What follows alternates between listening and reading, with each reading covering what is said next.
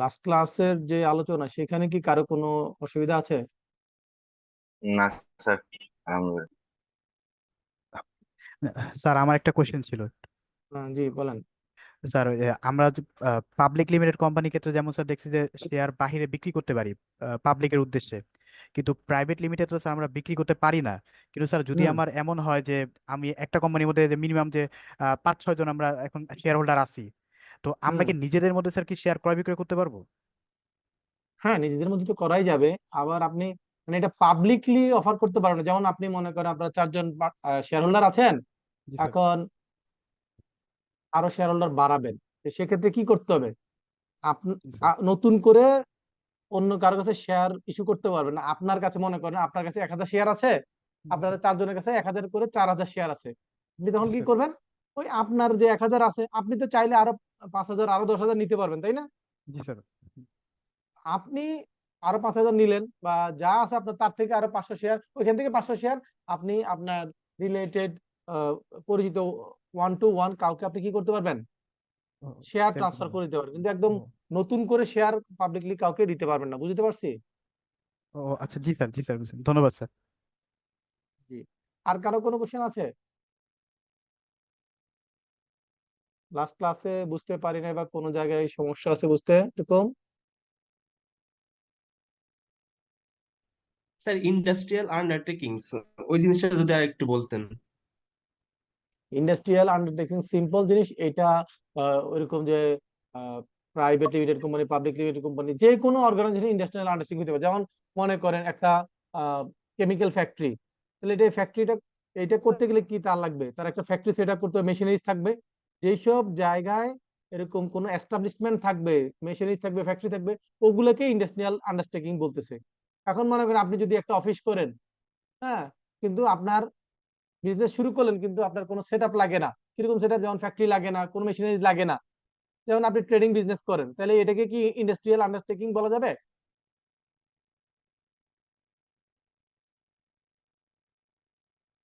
যিনি কোশ্চেন করছেন উনি কি আছেন না চলে গেছেন? হ্যালো, শুনতে পাচ্ছেন আমাকে? হ্যাঁ, হ্যাঁ, জি হ্যাঁ স্যার, স্যার। আপনাকে শুন। যিনি কোশ্চেন করছেন উনি কি আছেন না? জি স্যার, জি স্যার, আছি, আমি আছি। আপনাকে তো আমি জিজ্ঞেস করছিলাম একটা।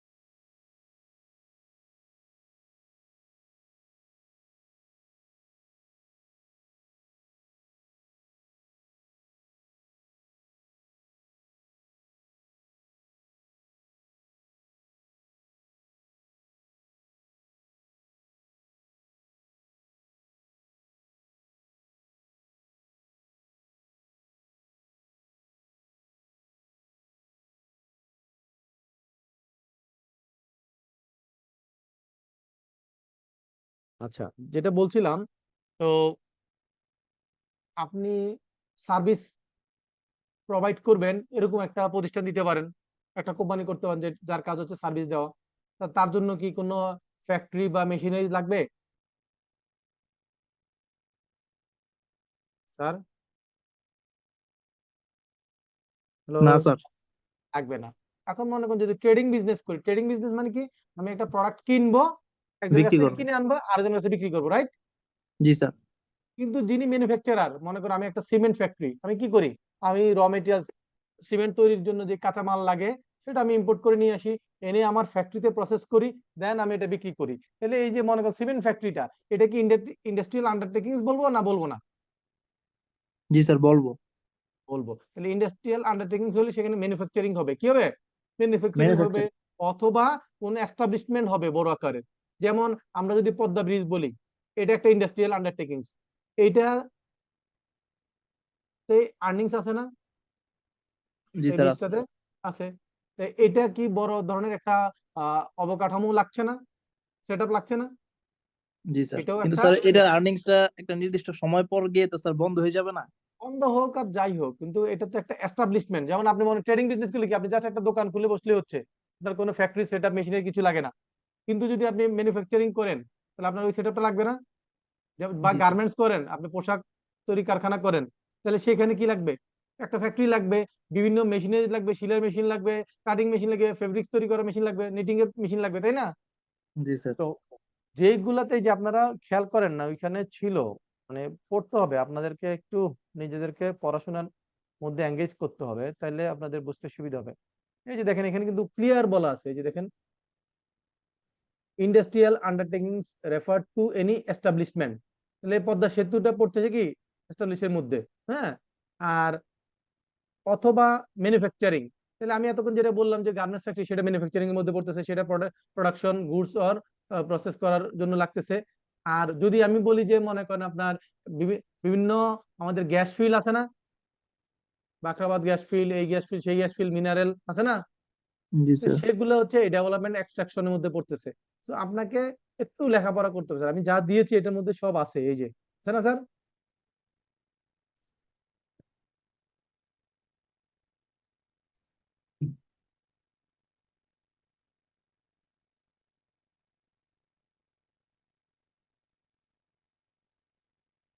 আর কারো কোনো কোশ্চেন আছে লাস্ট ক্লাসের?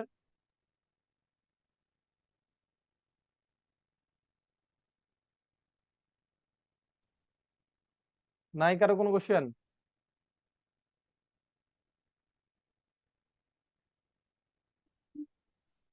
নেই মনে হয় স্যার, সম্ভবত। মনে হয়, কিন্তু জি স্যার, তার মোটামুটি মানে স্যার। হচ্ছে আমরা যারা ক্লাসে ছিলাম গত ক্লাসে, আমরা বাসায় ওই ক্লাস শেষ হওয়ার পরে নিজেরা পড়াশোনা করি নাই। যদি পড়াশোনা করতেন আপনার মাথায় অনেক অনেক কোশ্চেন ঘুরে বেড়াইতো, যেহেতু কোশ্চেন নাই দ্যাট মিনস হচ্ছে আপনি এটা নিয়ে কোনো স্টাডি করেন নাই। ব্যাপারটা কি সঠিক?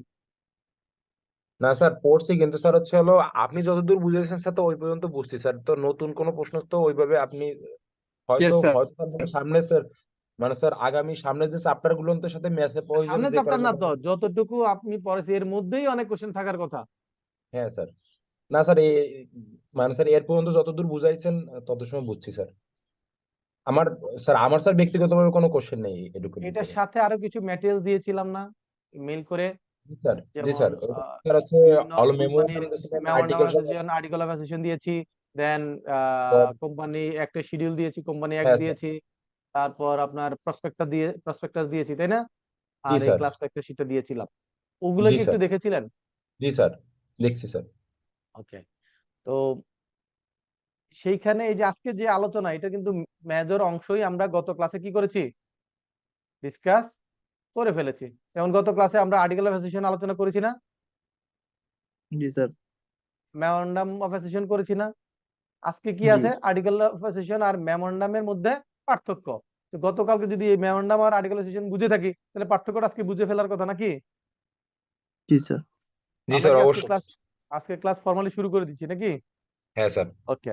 তো এখানে যে এই দুইটা ডিফারেন্সটা বলছে, মেমোরেন্ডামটা হচ্ছে একটা প্রতিষ্ঠানের ফান্ডামেন্টাল, যেটার উপর বেসিস করে ওই প্রতিষ্ঠানটা কি হয়, গঠিত হয়, কনস্টিটিউশন, রাইট? আর আর্টিকেল অফ অ্যাসোসিয়েশন কি, সেটা হচ্ছে কোম্পানির internal sir management management internal system. Rules. জি sir, rules for internal control rules system. Regarding internal management হচ্ছে আর্টিকেল অফ অ্যাসোসিয়েশন। আর মেমোরেন্ডাম হচ্ছে একটা কোম্পানি কনস্টিটিউশন গঠন হওয়ার যে মূল ভিত্তি সেগুলা। যেমন আপনি যদি চিন্তা করেন, মেমোরেন্ডামের মধ্যে আমরা বলেছিলাম 5টা ক্লজ থাকে, তাই না? তাহলে ওই একটা কোম্পানি কিভাবে গঠিত হচ্ছে এবং ওই কোম্পানির অবজেক্টিভসটা কি, ওগুলো কোথায় বলা থাকে? স্যার এটা থাকে স্যার মেমোরেন্ডামে। মেমোরান্ডামের মেমোরেন্ডামে। মধ্যে। মেমোরেন্ডামের যে 5টা ক্লজ থাকবে, 5টা ক্লজ কি আমাদের মনে আছে? জি স্যার, আছে জি স্যার। স্যার। জি স্যার। জি স্যার। কি কি? Sir name, name, address, address, objectives, liability, share liability capital. Of the members, right. আর কি স্যার অথরাইজ ক্যাপিটাল। ওকে, তাহলে এই দেখেন লায়াবিলিটিস এবং অথরাইজ ক্যাপিটালটাই হচ্ছে তার প্রতিষ্ঠানটার ফরমেশনটা কি হবে, তাই না? দেন এটার অবজেক্টিভসটা কোথায় থাকে, অবজেক্ট ক্লজে থাকে, যে কি ধরনের কাজের জন্য এই কোম্পানিটা গঠিত হচ্ছে। আর আর্টিকেল অফ অ্যাসোসিয়েশনের মধ্যে কি কি থাকে? স্যার আর্টিকেলস অফ অ্যাসোসিয়েশনের ভিতর থাকে স্যার আসলে ইন্টারনাল কন্ট্রোল, মানে স্যার আসলে কিভাবে আর কি স্যার ব্যবসাটা ওই পরিচালিত কোম্পানিটা চলবে, হবে। তাই না? কোম্পানি জি ম্যানেজমেন্টটা স্যার। কিভাবে, কোম্পানিটা নিজেদের মধ্যে ওই কোম্পানি কিভাবে পরিচালনা হবে, সেটা লেখা থাকে কোথায়? জি sir, articles article of of article of association. অ্যাসোসিয়েশনে। আর্টিকেল অফ অ্যাসোসিয়েশনের মধ্যে যদি কোনো রুলস থাকে যেটা মেমোরেন্ডামের সাথে কি হয়, কন্ট্রারি হয়, মানে মেমোরেন্ডামের সাথে সাংঘর্ষিক হয়, মেমোরেন্ডামের সাথে যায় না, উইদিন দ্য মেমোরেন্ডাম না হয়, তাহলে সেটা কি হবে, ভ্যালিড হবে না ইনভ্যালিড হবে? স্যার ইনভ্যালিড হবে, ইনভ্যালিড কারণ স্যার হচ্ছে ইনভ্যালিড ভ্যালিড হবে। কারণ স্যার হচ্ছে তাহলে এগুলা আর্টিকেল। কি মুখস্থ করার বিষয় আছে? এগুলো গত ক্লাসে আলোচনা করেছিলাম, তাই না স্যার? জি জি স্যার। স্যার। তারপর বলেছিলাম যে আর্টিকেল অফ অ্যাসোসিয়েশনটা কি সহজেই অল্টার করা যায়, যেহেতু উইদিন দ্য ম্যানেজমেন্ট, তাহলে বোর্ড সিদ্ধান্ত নিলেই আর্টিকেল অফ অ্যাসোসিয়েশন কি করা যাবে, চেঞ্জ করা যাবে। কিন্তু মেমোরেন্ডামের চেঞ্জ করতে গেলে কিছু এডিশনাল ফর্মালিটিস আছে, যার মধ্যে দুইটা জিনিস, 5টা ক্লজের মধ্যে 2টা ক্লজ চেঞ্জ করতে গেলে কোর্টের পারমিশন লাগে। কার পারমিশন লাগে? দুইটা কোর্টের স্যার। এটা কোনটা? সেটা হলো অবজেক্ট ক্লজ এবং লায়াবিলিটি ক্লজ। অবজেক্ট এবং লায়াবিলিটি লায়াবিলিটি ক্লজ চেঞ্জ করতে গেলে কি করতে হবে? কোর্টের কোর্টের পারমিশন লাগবে। পারমিশন লাগবে।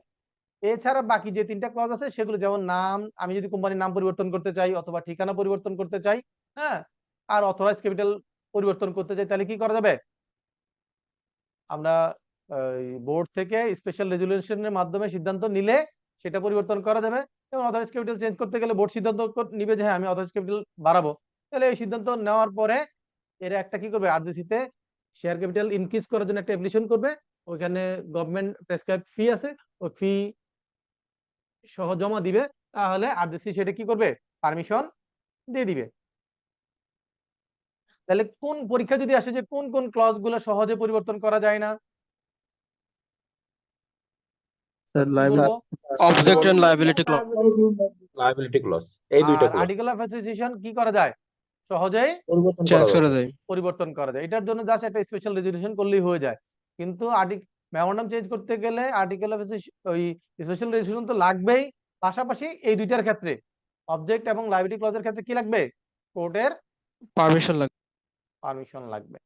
আর আর্টিকেল অফ অ্যাসোসিয়েশনের কোনো ক্লজ চেঞ্জ করার জন্য কোর্টের পারমিশনের প্রয়োজন নাই, লাগে নাই। না। ওকে, তাহলে মেমোরেন্ডাম কি ডিফাইন করে? মেমোরেন্ডাম ডিফাইন করে যে একটা কোম্পানির পাওয়ার কি, তারা কোম্পানির সাথে আউটসাইডের রিলেশন, কার রিলেশন, কোম্পানির আউটসাইড সাথে আউটসাইডের রিলেশন, এবং কোম্পানি শেয়ার হোল্ডার রিলেশন। তাহলে এখানে 3টা পার্টি, একটা হচ্ছে কোম্পানি নিজে, তাহলে কোম্পানির মধ্যে যারা শেয়ার হোল্ডার আছে তারা, আর একটা হচ্ছে কোম্পানির বাইরে, যেমন ব্যাংক, কোম্পানির সাপ্লায়ার, কোম্পানির কাস্টমার, কোম্পানির কি ক্রেডিটরস, ডেটর যা আছে, এগুলো সবাই হচ্ছে কি, বা রেগুলেটরি অথরিটি যা আছে সবাই হচ্ছে এটা রিলেটেড পার্ট, রিলেশন আছে। এই রিলেশনের মধ্যে কি আছে, কারা কারা? একটা হচ্ছে কোম্পানির মধ্যকার লোক, মধ্যকার মানে হচ্ছে কোম্পানির শেয়ার হোল্ডার, আর কোম্পানি ইটসেলফ, আর হচ্ছে কোম্পানির নন মেম্বার। এই 3টা ক্যাটাগরিতে রিলেশনটা আছে। কিন্তু আর্টিকেল অফ অ্যাসোসিয়েশনের ক্ষেত্রে কি, সেটা শুধুমাত্র কোম্পানি এবং তার ইন্টারনাল কোম্পানির মেম্বারদের মধ্যে সীমাবদ্ধ। কার মধ্যে সীমাবদ্ধ? মেম্বার। কোম্পানি এবং তার মেম্বারদের মধ্যে। কিন্তু মেমোরেন্ডাম অফ অ্যাসোসিয়েশন কি, কোম্পানি, মেম্বার এবং নন মেম্বারদের সাথে কি রিলেশন, তার মানে আউটসাইডারের সাথে রিলেশন আছে। কিন্তু আর্টিকেল অফ অ্যাসোসিয়েশনে কি আউটসাইডের সাথে রিলেশন নাই, নাই। তাই না? এখন মনে করেন ওই কোম্পানি, একটা কোম্পানির সাথে আপনি একটা ট্রানজাকশন করবেন, তাহলে আপনাকে আগে দেখতে পারেন যে ওই কোম্পানিটার আসলে এই ধরনের ব্যবসা করার পারমিশন আছে কিনা, তাই না? তাহলে এটা কোথায় দেখবেন? মেমোরেন্ডাম। মেমোরেন্ডাম দেখবেন।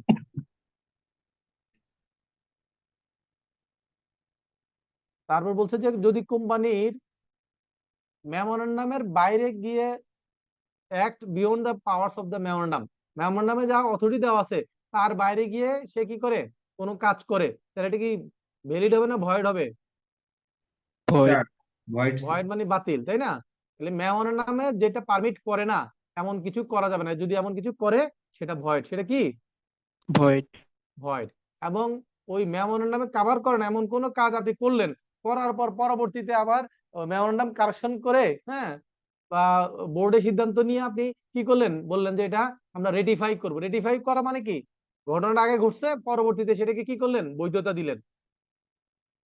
এটা যদি 100% শেয়ার হোল্ডারও এরকম ভোট দিয়ে এটাকে রেটিফাই করে, তাও এটা কি হবে না, সংশোধন করা যাবে না। না। তার মানে পরীক্ষা যদি এমন আসে যে মেমোরেন্ডামের বাইরে গিয়ে কোনো কাজ করলে সেটা যদি কোম্পানির মেম্বাররা আনএনিমাসলি মানে সর্বসম্মতিক্রমে যদি তারা কি করে এটা সংশোধন করার জন্য সিদ্ধান্ত নেয়, তাহলেও সেটা কি হবে না, কারেক্ট ভ্যালিড করা হবে না।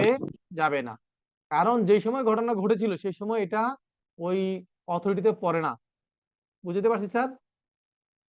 জি স্যার। এটা হলো মেমোরেন্ডামের ক্ষেত্রে। এটা কিসের ক্ষেত্রে? মেমোরেন্ডামের মেমোরেন্ডাম। ক্ষেত্রে। কিন্তু যদি আর্টিকেল অফ অ্যাসোসিয়েশনের মধ্যে নাই কিন্তু এরকম কোনো কাজ করেছেন কিন্তু মেমোরেন্ডামের মধ্যে কভার করে, আর্টিকেলে কভার করে না, তাহলে সেই ক্ষেত্রে ওই যদি রেটিফিকেশন করে মেম্বাররা, তাহলে এটা কি করা যাবে, সংশোধন করা যাবে। কিন্তু মেমোরেন্ডামের বাইরে গিয়ে কোনো কাজ করলে সেটা করা যাবে না। দুইটা পার্থক্য কি বুঝতে পেরেছি স্যার? জি স্যার। তার মানে আর্টিকেল অফ অ্যাসোসিয়েশনে কভার করছে না কিন্তু মেমোরেন্ডামে কভার করে, এমন কোনো কাজ করলে সেটা পরবর্তীতে সংশোধন করে বৈধতা দেওয়া যাবে। কিন্তু যদি এমন কোনো কাজ করা হয় যেটা মেমোরেন্ডামে কভার করে না, তাহলে সেটা কি পরবর্তীতে সর্বসম্মতিক্রমেও যদি সিদ্ধান্ত নেওয়া হয় তাও এটা কি করা যাবে না, সংশোধন ভ্যালিড করা যাবে না। করা যাবে না। বুঝতে পারছি স্যার? জি স্যার। বলছে যে if an act within the power of memorandum, মানে মেমোরেন্ডামের মধ্যে পড়ছে কিন্তু আর্টিকেল অফ অ্যাসোসিয়েশন কভার করে না, তাহলে সে কি কি করতে হবে, আর্টিকেল অফ অ্যাসোসিয়েশনে কি করতে হবে, চেঞ্জ আনতে হবে, এটা রেটিফিকেশন করা যাবে, কারেকশন করা যাবে। কিন্তু যদি এটা কিসের মধ্যে না পড়তো, মেমোরেন্ডামের মধ্যে কভার না করতো, তাহলে সেটা কি করা যেত না, রেটিফাই করা যেত না। এখন দেখা গেল যে কোনো একটা সিদ্ধান্ত নিয়েছে, কোনো একটা কাজ করেছে যেটা আর্টিকেল অফ অ্যাসোসিয়েশন অনুযায়ী সাপোর্ট করে না, তখন কি করতে হবে, তখন ওই বোর্ডের সিদ্ধান্ত নিয়ে এটা ওই আর্টিকেল অফ অ্যাসোসিয়েশনে কারেকশন করতে হবে। কিন্তু যদি এমন হয় যে মেমোরেন্ডামের সাপোর্ট করে না, তাহলে সেই ক্ষেত্রে আর কিছু করার নাই, ওইটাকে বৈধতা দেওয়া যাবে না।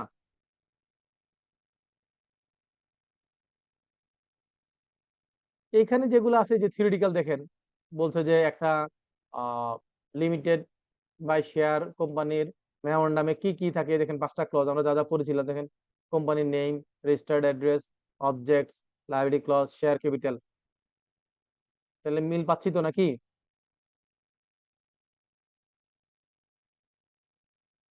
একটু মাঝে মধ্যে আওয়াজ দিন, নাহলে তো বুঝতে পারবো না যে আপনারা ঘুমাই গেছেন না আছেন। জি স্যার। জি স্যার। এই রমজানের মধ্যে আমি যদি টানা 1.5 ঘন্টা কথা বলি আর আপনারা মাঝে মধ্যে যদি একটু সাউন্ড না করেন, তাহলে কি এটা ভালো হবে? না স্যার। হবে না, মাঝে মধ্যে একটু আওয়াজ দিতে হবে। হ্যাঁ, ওকে, রেসপন্স করতে হবে। তারপর বলছে এখানে দেখেন কি memorandum association limited by share, এগুলা লিখছে। আমরা এখানে যা আছে তার চেয়ে একদম সোর্স ডকুমেন্টটা আমরা ভালো করে দেখেছি না, যেটা থেকে দেখা দরকার। কোনটা থেকে দেখেছিলাম? সরাসরি মেমোরেন্ডাম দেখেছিলাম। দেখা যাচ্ছে কিনা নাকি? জি স্যার, দেখা যাচ্ছে। জি স্যার, কি দেখা দেখা যাচ্ছে। যাচ্ছে? এটা কি যে কোনো কোম্পানি মেমোরেন্ডাম দেখা যাচ্ছে? না sir, sir, company specimen of memorandum. হ্যাঁ, এটা স্যার, কি আপনার সবুজ কালার? লেকচার শিটে দেখা স্যার যাচ্ছে। আপনার পিডিএফ টা দেখা যাচ্ছে, স্পেসিমেন অফ মেমোরেন্ডাম। তাহলে কিভাবে হবে? আমার তো এখানে স্যার ওই স্ক্রিনটা শেয়ার দেন তাহলে দেখা যাবে। তা তো বুঝলাম, আগে তো আমি যখন নতুন করে আসলে ওই অ্যাডোবি অ্যাক্রোবেট রিডার ডাউনলোড করছি তো সমস্যা এখানে হয়েছে। আগে যেটা হইতো আমি যতগুলা পিডিএফ ওপেন করে রাখতাম, উপরে আমার বারে দেখাইতো, আমি কিন্তু একটা একটা করে সিলেক্ট করতাম, সেটাই দেখাইতো। এখন তো আপনার মনে হয় আলাদা আলাদা করে দেখাতে হবে নাকি? লক্ষণ তো বেশি ভালো জি না, স্যার, কষ্টের আলাদা কাজ। করে দেখালে মনে হয় দেখতে পারবো। তো কষ্টের কাজ, লাইফটা সহজের জায়গায় কি হয়ে গেল, কঠিন হয়ে গেল। স্যার আপনি কি জুমে শেয়ার স্ক্রিন করার সময় শেয়ার হোল স্ক্রিন অপশনটা চুজ করছেন? তাহলে কিন্তু মাঝে মধ্যে মানে সমস্যাটা নাও হতে পারে। না, নর্মালি যেটা হয় আমার এখানে যেটা হতো, আমার তো মনে করেন 5টা পিডিএফ ফাইল ওপেন, রাইট? তো ওই পিডিএফ এর একটা ফাইলের পাশাপাশি সবগুলোর নাম দেখাতো, আমি যেটা যেটা সিলেক্ট করতাম ট্যাবের মতো সেটা নিত। তো আজকে দেখি স্যার এটা আবার ঠিক, হ্যাঁ। স্যার ক্রোম দিয়ে ওপেন করেন তাহলে এইভাবে হবে, অথবা অন্য কোনো ব্রাউজার দিয়ে। ওকে, যাই হোক, এখন আমি তো এটার জন্যই সমস্যায় পড়ে গেলাম, দেখি কি করা যায় স্যার গত এখন। ক্লাস তো হয়েছিল। হ্যাঁ হয়েছিল, ওই যে মাঝখানে যে বেশি কেরামতি করেছি এই জন্য ধরা পড়েছি। এটা এখন কি করা যাবে? এটা স্ক্রিন শেয়ার নিলাম।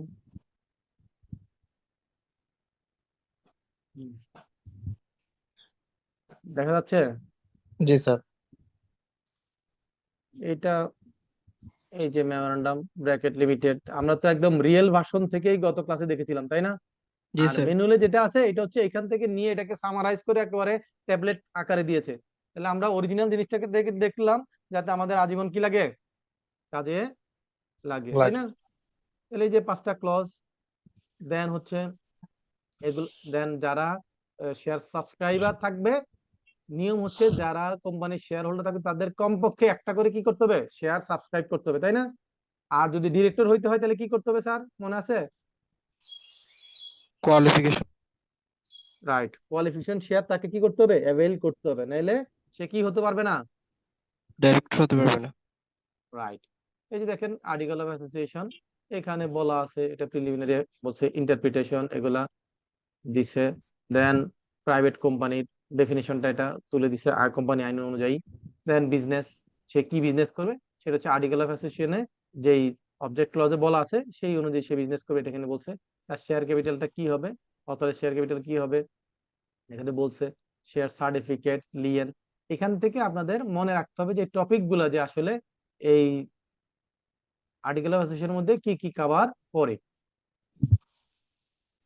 এই যে শেয়ার ট্রান্সফার এন্ড ট্রান্সমিশন, এই দুইটা শব্দের মধ্যে পার্থক্য আছে, কি আছে, পার্থক্য আছে। শেয়ার ট্রান্সফার মানে হচ্ছে একজন জীবিত শেয়ার হোল্ডার আরেকজনকে ট্রান্সফার করা, কিন্তু ট্রান্সমিশন কখন হয়, যখন বাই ল ট্রান্সফার হয়। তার মানে আপনি মারা গেলেন, মনে করেন আপনি শেয়ার হোল্ডার ছিলেন, আপনি মারা গেলেন, তাহলে আপনার এখন শেয়ার হোল্ডার কে, আপনার এই শেয়ারের মালিক কে এখন, উত্তরসূরি যারা আমার ছেলে। আপনার উত্তরাধিকার, তাই না? জি আইনগত স্যার। উত্তরাধিকার। এই যে দেখেন, এই যে আইনগত উত্তরাধিকাররা যদি ট্রান্সফার করে সেটাকে বলে ট্রান্সমিশন, আর যার শেয়ার সে নিজে যদি ট্রান্সফার করে সেটাকে কি বলে, ট্রান্সফার বলে। কিন্তু ট্রান্সফার। স্যার এটা কি শেয়ারটা জিনিস, ক্রয়ের সময় স্যার ওই যে ব্যাংকে অ্যাকাউন্ট খোলার সময় যেমন নমিনি টাইপ থাকে ওরকম কিছু একটা, নাকি এর উত্তরাধিকার কে পাবে স্যার? উত্তরাধিকার হচ্ছে গিয়ে একটা হচ্ছে আপনি, আপনি যখন শেয়ার ক্রয় করেন তখন তো আপনি নমিনি দেনই, এছাড়া হচ্ছে আবার এটা নিয়ে অনেক ডিসপুট হয়, সেজন্য তখন হয় কি, ওয়ারিশ যারা থাকে, লিগ্যাল রিপ্রেজেন্টেটিভ কে হবে, হ্যাঁ, সেগুলো তখন কোর্ট থেকে ডিসাইড হয়, অথবা ওই আপনার এলাকার যে চেয়ারম্যানের কাছ থেকে ওই এটাকে কি বলে, ওয়ারিশ সার্টিফিকেট নেওয়া হয়, কি নেওয়া হয়, ওয়ারিশ ওয়ারিশ সার্টিফিকেট। সার্টিফিকেট, সেই অনুযায়ী করে। নর্মালি কি হয়, যিনি শেয়ার হোল্ডার থাকেন তার ওয়াইফ, তার হাজবেন্ড, অথবা তার ছেলে, মেয়ে, ভাই, father, এই তো এগুলো হচ্ছে তার কি আইনগত যেই লিগ্যাল রিপ্রেজেন্টেটিভ থাকবে তারা এটার মালিক হবে। এখন আপনি যদি মনে করেন যে আপনি জীবিত অবস্থায় লিখে যান যে আমি মারা যাওয়ার পর আমার এই শেয়ারের মালিক হবে মিস্টার সলিমউদ্দিন, তাহলে সলিমউদ্দিন হবে, ঠিক আছে? জি তাহলে স্যার। যার শেয়ার তিনি যদি ট্রান্সফার করেন সেটা হচ্ছে ট্রান্সফার, কিন্তু যার শেয়ার তার অবর্তমানে, দ্যাট মিনস সে মারা গেল অথবা উইল করে গেল, তাহলে সেগুলোর ক্ষেত্রে কি হবে, ট্রান্সমিশন। ট্রান্সমিশন। ট্রান্সমিশন। বুঝতে পারছি স্যার? জি স্যার। আর জি স্যার। অল্টারেশন মানে পরিবর্তন, কিসের পরিবর্তন, শেয়ার ক্যাপিটাল। তো আপনি যদি শেয়ার ক্যাপিটাল বাড়ান বা কমান সেটা কিভাবে করবেন সেটা এখানে বলা আছে। বরোইং পাওয়ার, আপনি লোন যদি নেন কারো কাছ থেকে, ব্যাংক থেকে বা কোন কোন জায়গা থেকে লোন নিতে পারবেন, যদি এখানে লেখা থাকে যে আপনি পার্সন, এই যে দেখেন কোম্পানি লোন নিতে পারবে, যে কোনো পার্সন, ব্যাংক, ফার্মস, কোম্পানিজ এবং পার্টিকুলারলি ফ্রম এনি ডিরেক্টর, এই যে ডিরেক্টরের কাছ থেকে নিতে পারবে। এখন যদি তার এই আর্টিকেল অ্যাসোসিয়েশনে বলতো যে ডিরেক্টরের কাছ থেকে লোন নেওয়া যাবে না, কোনো ব্যক্তির কাছ থেকে নেওয়া যাবে না, তাহলে কোম্পানি ওই ধরনের ট্রানজাকশন করতে পারবে না, শুধুমাত্র ব্যাংক, ফার্ম, কোম্পানি থেকে নিতে পারবে। বুঝতে পারছি স্যার? তাহলে এখানে তার অথরিটিটা বুঝাচ্ছে যে তারা বোর্ডে যারা আছে তারা কি কি করবেন, কিভাবে করবেন, এগুলো সব এখানে বলা আছে। কোরাম মানে কতজন হলে ওই একটা মিটিং এর সিদ্ধান্ত নেওয়া যাবে, এখানে বলছে 4 জন। তাদের আমরা দেখছিলাম যে শেয়ার হোল্ডার ছিল, মেম্বার ছিল 6 জন, তার মধ্যে 4 জন লাগবে, তারা এখানে বলছে। যদি 3 জন বলতো তাহলে 3 জন। এইগুলো এখানে আছে, এই যে 6 জন শেয়ার হোল্ডারের নাম আছে। কোয়ালিফিকেশন শেয়ার, এটা আমরা গত ক্লাসে আলোচনা করেছি। ডিরেক্টররা কি কি করতে পারে কোম্পানির পক্ষ হয়ে, তারা কোনো এগ্রিমেন্ট করতে পারবে, এই করতে পারবে, সেই করতে পারবে, এগুলো সবগুলো তাদের অথরিটি গুলো এখানে দেওয়া আছে। কোম্পানি যারা ডিরেক্টর থাকবেন বা এমডি থাকবেন, তারা এই আর্টিকেল অফ অ্যাসোসিয়েশনের মধ্যে তাদেরকে যে অথরিটি দেওয়া আছে সেই অথরিটির মধ্যে থেকে কাজ করবেন। এর বাইরে যদি যান তাহলে সেটার জন্য তিনি পার্সোনালি কি হবেন, লায়াবল হবেন। ম্যানেজিং ডিরেক্টর কে হবেন, চেয়ারম্যান কে হবেন, বা কত বছর পর্যন্ত উনি থাকবেন, এই যে দেখেন বলা আছে কত বছর পর্যন্ত থাকবে 3 years। চেয়ারম্যান, 3 বছর পর্যন্ত। এই যে এখানে কত বছর পর্যন্ত বলছে এমডি, 3 বছর পর্যন্ত। কারণ এর মধ্যে যদি সে রিজাইন করে তাহলে তো আলাদা ব্যাপার, আর যদি তার কোনো ডিসকোয়ালিফিকেশন হয় তাহলে 3 বছর আগেই বাদ চলে যাবে। এইগুলো হচ্ছে আমরা প্র্যাকটিক্যাল ইয়ে করেছি। এখন আমাদেরকে দেখতে হবে শিডিউল। আমরা কি শিডিউলটা পাঠিয়েছিলাম না গত ক্লাসে? জি স্যার। তাহলে শিডিউল দেখেন, এখানে ফার্স্ট শিডিউলে কি আছে, শেয়ার দ্বারা সীমিত, নিয়মিত তার মানে কি কোম্পানির লিমিটেড বাই ব্যবস্থা। শেয়ার, তাই না? লিমিটেড বাই শেয়ার কোম্পানির ব্যবস্থাপনা সংক্রান্ত প্রতিবেদন, that means article of association. কি আর্টিকেল অফ অ্যাসোসিয়েশন? একটা অ্যাসোসিয়েশন। লিমিটেড বাই শেয়ার কোম্পানির আর্টিকেল অফ অ্যাসোসিয়েশনের মধ্যে কি কি থাকতে হবে, তাহলে সেটা কোথায় পাওয়া যাবে? তফসিল 1। সিলেক্ট। তফসিল 1। তো আপনাদেরকে এটার ভিতরে গিয়ে সব পড়ার দরকার বা মুখস্থ করার দরকার, জাস্ট একটু গ্রো থ্রো করবেন। শুধুমাত্র কোন শিডিউলের নামগুলা, যে শিডিউল 1, শিডিউল 1 এ কি থাকে, শিডিউল 2 তে কি থাকে, এইভাবে একটু আপনাদেরকে এই শিডিউল দেখেন টোটাল কয়টা শিডিউল আছে, শিডিউল কয়টা আছে? 12টা স্যার। 12টা। এই শিডিউল কোন শিডিউলে কি আছে এগুলো একটু আপনাদের জানতে হবে। যে শিডিউল 11 এর পার্ট 3 তে এখানে কিছু ডেফিনিশন, রিজার্ভ, এগুলো ডেফিনিশন বলছে। এরকম আপনারা ইন্ডেক্সটা একটু নিজেদের জন্য করে নেবেন, এটা ভবিষ্যতে কাজে লাগবে। পরীক্ষায় আসতে পারে যে এইটা কোন শিডিউলে বলা আছে বা এই শিডিউলে নিচের কোনটি বলা আছে, তখন আপনাকে ওখান থেকে টিক মার্ক দিতে হবে। বুঝতে পারছি স্যার? জি জি স্যার, স্যার। জন্য বুঝতে পেরেছি। জাস্ট টপিকটা জানা দরকার। হ্যাঁ, আচ্ছা, আজকে আমাদের যেই আলোচনা সেটা দেখেন, সেটা কিন্তু মেজরই আমাদের পড়াশোনা শেষ, কিন্তু এটার জন্য যেটা লাগবে সেটা হইলো স্ক্রিন শেয়ার যে দিব, সব তো ক্লোজ করতে হবে কিছু।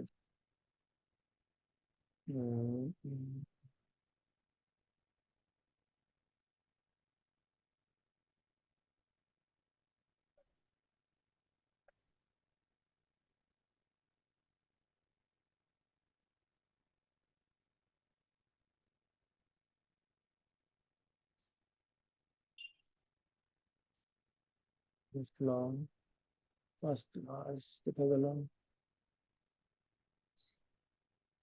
চ্যাপ্টার 1। ওকে, স্ক্রিন শেয়ার করতে হবে।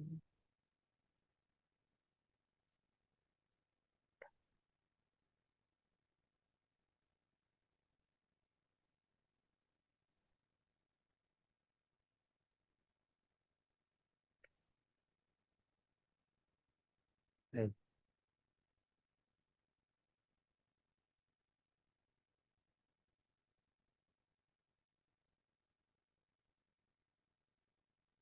পড়াশোনা ক্লাসিফিকেশন অফ শেয়ার।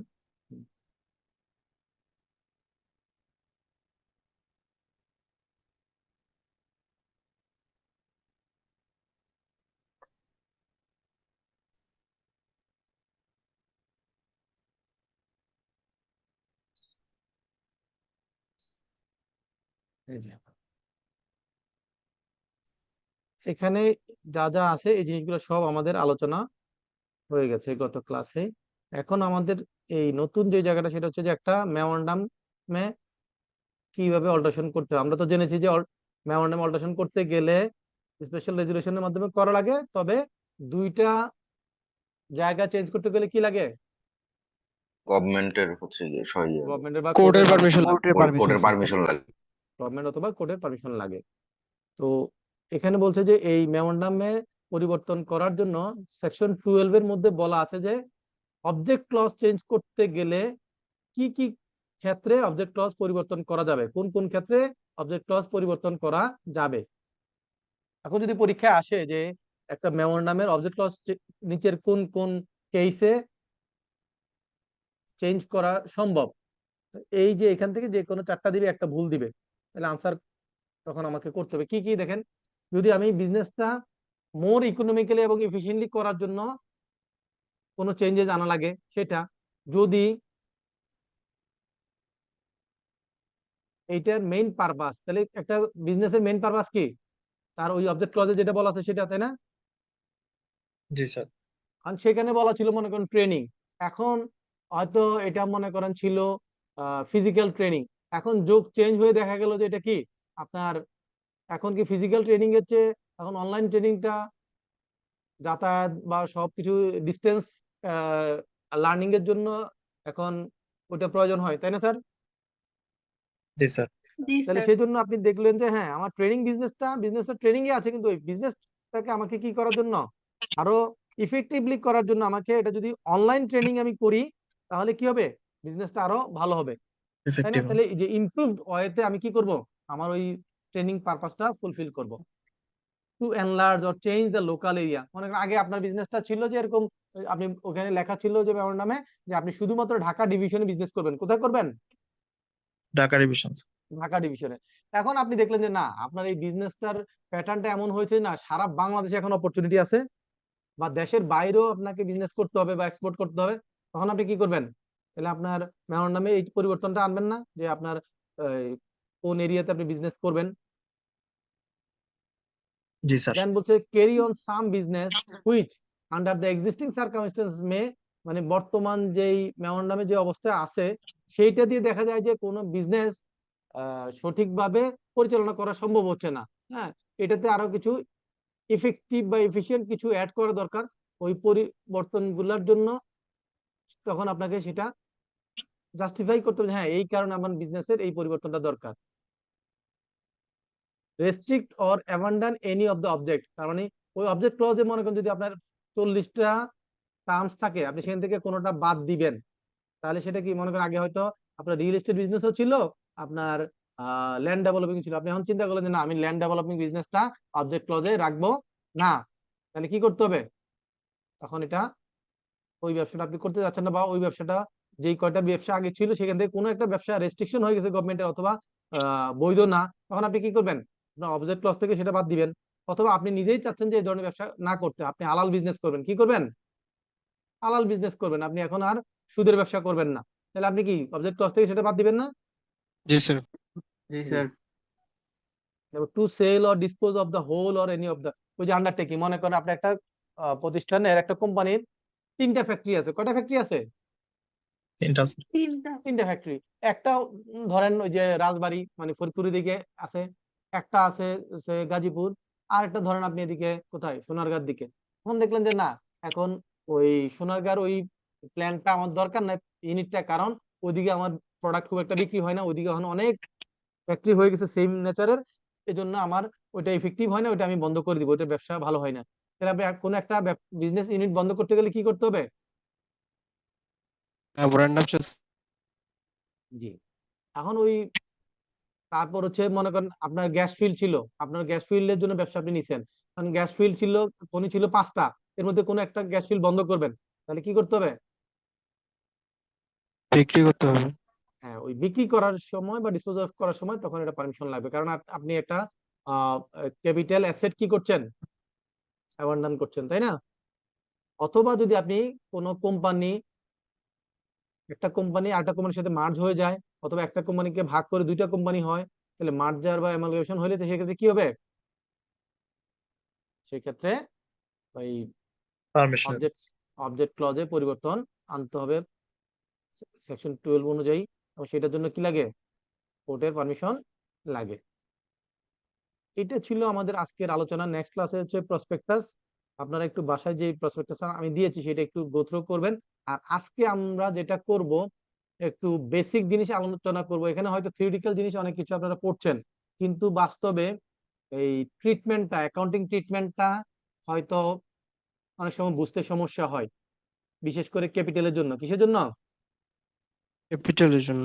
ক্যাপিটালের জন্য। আমি একটু একটা এক্সেল ফাইল ওপেন করি, তাহলে একটু লিখতে সুবিধা হবে।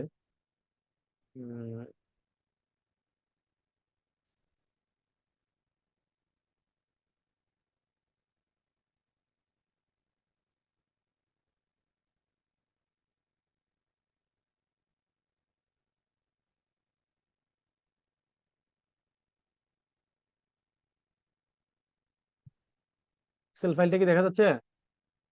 জি স্যার। জি স্যার। আচ্ছা, জি স্যার।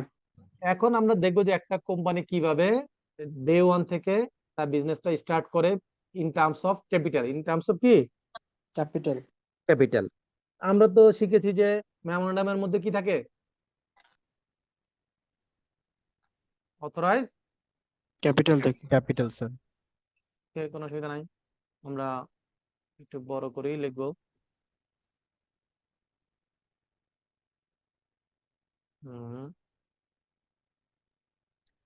এখানে যদি আমরা লিখি অথরাইজড ক্যাপিটাল, দেখা যাচ্ছে কি লেখাটা? জি স্যার। Authorized capital. জি স্যার। অথরাইজড ক্যাপিটাল বলতে আমরা কি বুঝি স্যার?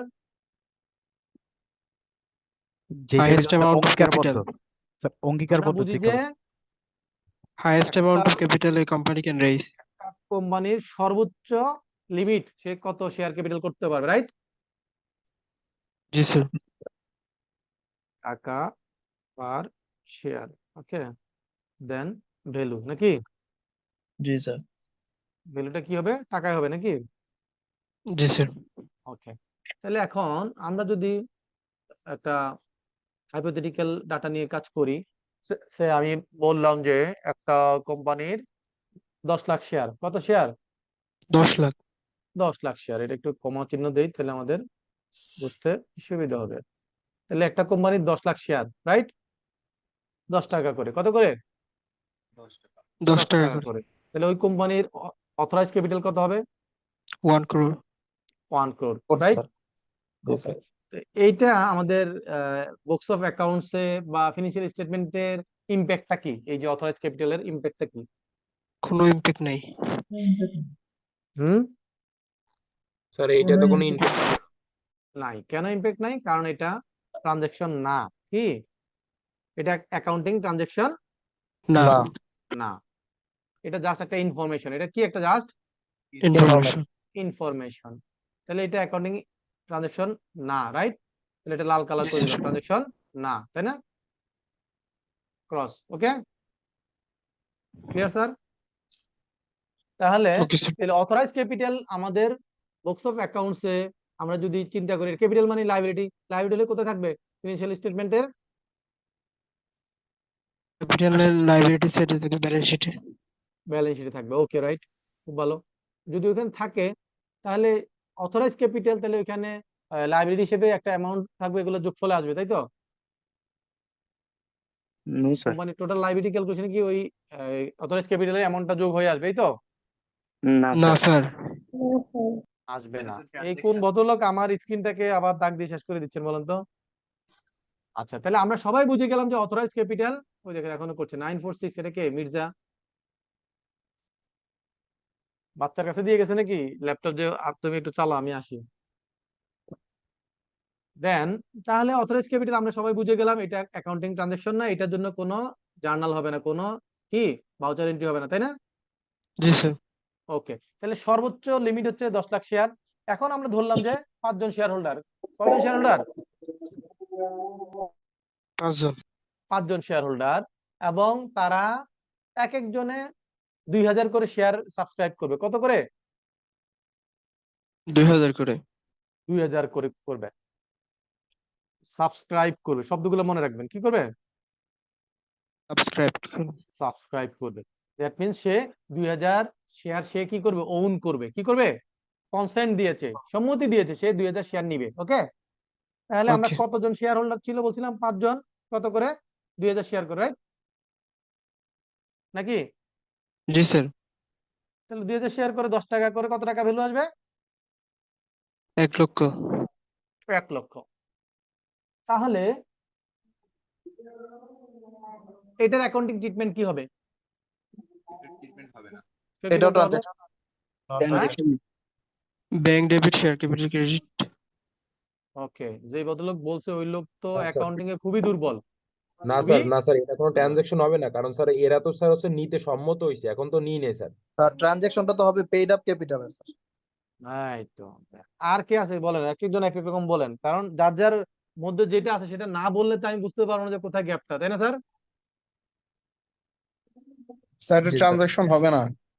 ওকে, নন নাম্বার ওয়ান ট্রানজাকশন। হচ্ছে যে ট্রানজেকশন ট্রানজেকশন তো হবে হবে না। না স্যার। সবাই কি একমত যে এটা ট্রানজেকশন হবে না? জি স্যার, একমত স্যার, ট্রানজেকশন হবে না জি এটা। স্যার। বাকিরা কি বলে? 2-3 জন বললে তো আমি বুঝতেছি না। জি স্যার, এটা ট্রানজাকশন হবে না। হবে না। আচ্ছা, এখন বলেন তো, আমি যখন কোনো কাস্টমার কাছে কোনো প্রোডাক্ট বিক্রি করি, হ্যাঁ, সে আমার সাথে কোনো একটা কন্ট্রাক্ট করে, এগ্রিমেন্ট করে। সে যখন একটা কন্ট্রাক্ট করলো, আপনি বাসা ভাড়া নিলেন, কন্ট্রাক্ট করলেন, তাহলে কি এটা কি ট্রানজেকশন হবে না হবে না? হবে না স্যার, ট্রানজেকশন হবে না স্যার, হবে না হবে স্যার। না। এর কোনো কেন? ট্রানজাকশন আপনি বাসা ভাড়া নিলে, কন্ট্রাক্ট করলে এটা ট্রানজেকশন হবে না? না স্যার। না স্যার, হবে না, কারণ স্যার না এখানে স্যার, কোনো ট্রানজেকশন আর্টিকেল হবে না। কন্ট্রাক্টের যখন উপর ভিত্তি।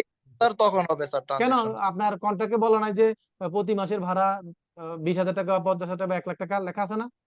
লেখা আছে কিন্তু কিন্তু টাকাটা তো স্যার এখানে কোনো আর্থিক সংগঠিত লেনদেন হয়নি। হয়নি। তার মানে আপনারা বুঝে দিতে চাচ্ছেন যে নগদ টাকা লেনদেন না করলে, ক্যাশ টাকা ট্রানজেকশন বা ক্যাশে বা ব্যাংকে নগদ টাকা পেমেন্ট না করলে এটা ট্রানজেকশন হবে না, এটা বুঝতে চাচ্ছেন? না জি স্যার, স্যার। নগদ টাকা না স্যার। না স্যার, নগদ টাকা শুধু না স্যার, হচ্ছে হলো একটা তাহলে এই যে হচ্ছে হলো খরচ। যারা বলতেছিলেন যে এখানে কোনো আর্থিক লেনদেন হয় নাই, স্যার মানে হচ্ছে হলো একটা স্যার, মানে ট্রানজাকশন তখনই আমরা স্যার লিপিবদ্ধ করবো যখন হচ্ছে ওইটা হচ্ছে হলো ঘটে যাবে, মানে হচ্ছে স্যার ঘটার পরে ট্রানজাকশনটা আমরা স্যার লিপিবদ্ধ করব। ঘটবে সেটার উপর তো ভিত্তি করে ট্রানজাকশন লিপিবদ্ধ করবো না স্যার, ঘটার পরে, অর্থাৎ হলো এখন মনে হিস্টোরিক্যাল। করেন আমি যখন কোম্পানির সাথে এগ্রিমেন্ট করলাম আমি এটা শেয়ার নিব, তাহলে কোম্পানি এই টাকাটা পাওয়ার জন্য কি তার রাইট জন্মাইছে নাকি জন্মায় নাই বলেন তো? জি স্যার, রাইটস জন্মাইছে স্যার। জি স্যার, জন্মাইছে। তাহলে জি স্যার, রাইট জন্মাইছে, দ্যাট মিন্স এটা একটা ট্রানজেকশন। রাইটস এন্ড অব্লিগেশন যদি জন্মায় তাহলে কি হবে? এটা একটা ট্রানজেকশন। ওকে, তাহলে অথরাইজ ক্যাপিটাল আমার ট্রানজেকশন না, কিন্তু সাবস্ক্রাইবড ক্যাপিটাল আমার কি? ট্রানজেকশন। কিন্তু এটা ট্রানজেকশনটা আমরা চোখে দেখি না বলে বুঝি না কিরকম ট্রানজেকশন। তাহলে এটার ক্ষেত্রে আমার ডেবিট কি হবে, ক্রেডিট কি হবে, তাই না? ডেবিট হবে রিসিভেবলস। কি হবে? রিসিভেবলস এগেইনস্ট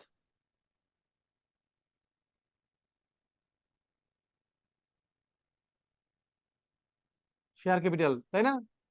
জি আর স্যার। সাবস্ক্রাইব ক্যাপিটাল হবে কি? ক্রেডিট, কারণ ক্যাপিটাল অলওয়েজ ক্রেডিট। তাহলে এটা ডেবিট, ওটা ক্রেডিট। এবার আসেন,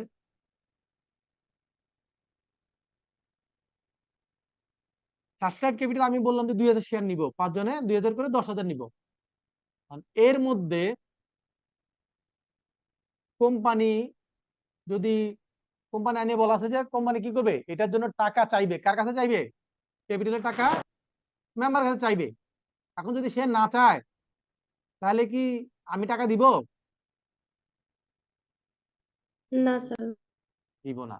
তাহলে যখনই সে চাইবে, কে চাইবে? কোম্পানি চাইবে, তখন এটার নাম হয়ে যাবে কি? Called up. কি হয়ে হোল্ড আপ যাবে? ক্যাপিটাল। Called up capital. বুঝা যাচ্ছে স্যার? তাহলে প্রথমে ছিল জি authorize sir. Capital 10 lakh share, সেখান থেকে আমি এটা একটু সংখ্যা একটু বাড়াই দেই, আমার জন্য সুবিধা হবে। এটা মনে করেন 10,000 বা 20,000 করে দিলাম, 5 জনে 20,000 করে দিলাম। এই 5 জনে 1 লাখ শেয়ার। তাহলে 1 লাখ শেয়ার সে সাবস্ক্রাইব করেছে, আর কোম্পানি সেখান থেকে টাকা চাইছে কতটুকুর? সে চাইছে, সে মনে করেন একটু এটাকে করি, কন্ট্রোল ডি। কোম্পানি হয়তো তার 50% চাইছে, 10,000 জন্য চাইছে। কত জন্য চাইছে? 50%। 10,000 শেয়ারের 50%। এগেইনস্টে 5 জনে 50,000-এর এগেইনস্টে টাকা চাইছে। যখনই টাকা সে ডিমান্ড করবে কোম্পানি, তখন সেটাকে বলে কল্ড আপ ক্যাপিটাল। সেটাকে কি বলে? Call drafts. তার মানে হোল্ড আপ ক্যাপিটাল। প্রথমে সাবস্ক্রাইবে থাকবে, এরপর কল্ড আপে গেলে, তাহলে এখন শেয়ার ক্যাপিটাল কি হবে? 50,000 থাকবে সাবস্ক্রাইবে, আর 50,000 কোথায় চলে যাবে? কল্ড আপে চলে যাবে। আমরা যে এর আগে ওই এন্ট্রি দিয়েছিলাম রিসিভেবলস ডেবিট, রাইট? আর সাবস্ক্রাইব ক্যাপিটাল কি করছিলাম? Credit credit. করছিলাম। 1 লাখ, এই 1 লাখের 10 লাখ টাকা। তার মানে এখন, তাহলে এখন যেহেতু আমি সাবস্ক্রাইব করলাম, এই সাবস্ক্রাইব কিভাবে হইলো? সাবস্ক্রাইব থেকে যখন কল্ড আপে গেল, কি হইলো? ওই সাবস্ক্রাইব যে 1 লক্ষ শেয়ার ছিল সেখান থেকে 50,000 কল্ড আপ করলাম। তাহলে সাবস্ক্রাইব কি আর এখন 1 লাখ আছে? না না না স্যার। 50,000। নাই। দ্যাট মিন্স এখন তাহলে ট্রানজাকশনটা কি ঘটবে? ট্রানজাকশন হবে, সাবস্ক্রাইব ক্যাপিটাল কমে যাবে। কি হয়ে যাবে? সাবস্ক্রাইব কমে যাবে। ক্যাপিটাল কমে যাবে। কমে যাবে। এই যে 10 লাখ ছিল আমার সাবস্ক্রাইব ক্যাপিটাল, সেখান থেকে 5 লাখ টাকার সাবস্ক্রাইব ক্যাপিটাল কমে 5 লাখ হয়ে যাবে এখন কি সাবস্ক্রাইব ক্যাপিটাল, আর 5 লাখ কি হবে called up capital. Called up capital. তাহলে টোটাল দুইটা মিলে কি 5 লাখ মিলে 10 লাখ হচ্ছে না? জি স্যার। তাহলে এখানে দেখেন আমার এখানে যা ছিল এটা অ্যাডজাস্ট করে আমি এখানে নিয়ে আসলাম 5 লাখ, আর এখানে থাকলো 5 লাখ, তাহলে 10 লাখ হইলো, ঠিক আছে না স্যার? তাহলে আমরা কি করছি, ওই সাবস্ক্রাইব ক্যাপিটাল ডেবিট করছি 5 লাখ, আর কল্ড আপ ক্যাপিটাল করছি ক্রেডিট 5 লাখ। তাহলে 5 লাখ থেকে যাচ্ছে সাবস্ক্রাইবে, আর 5 লাখ চলে আসছে কোথায় কল্ড আপে। তাহলে টোটাল 10 লাখ। এটুকু বুঝতে কোনো অসুবিধা আছে স্যার? না স্যার।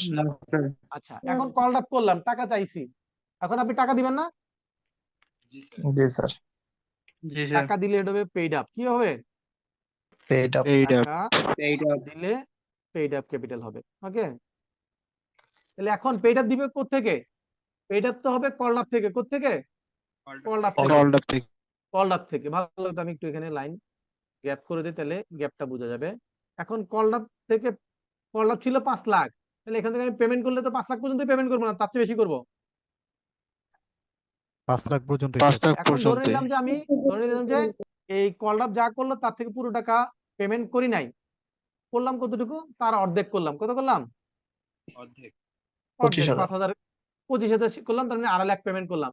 তাহলে এখন আমার অবস্থা কি দাঁড়াবে? অবস্থা হইলো, অবস্থাটা এরকম যে আমার কন্ট্রোল এক্স এখানে দিয়ে দিলাম, দেখেন তাহলে আমার শেয়ার ক্যাপিটাল কি দাঁড়ালো, সাবস্ক্রাইব ক্যাপিটালে 5 লাখ, আর কল্ড আপে 2.5 লাখ, আর এখন কি হবে পেইড আপে 2.5 লাখ যাবে, তাই তো? আলটিমেটলি টোটাল কি 10 লাখ মিলতে হবে না? জি স্যার। 10 লাখ মিলতে হবে।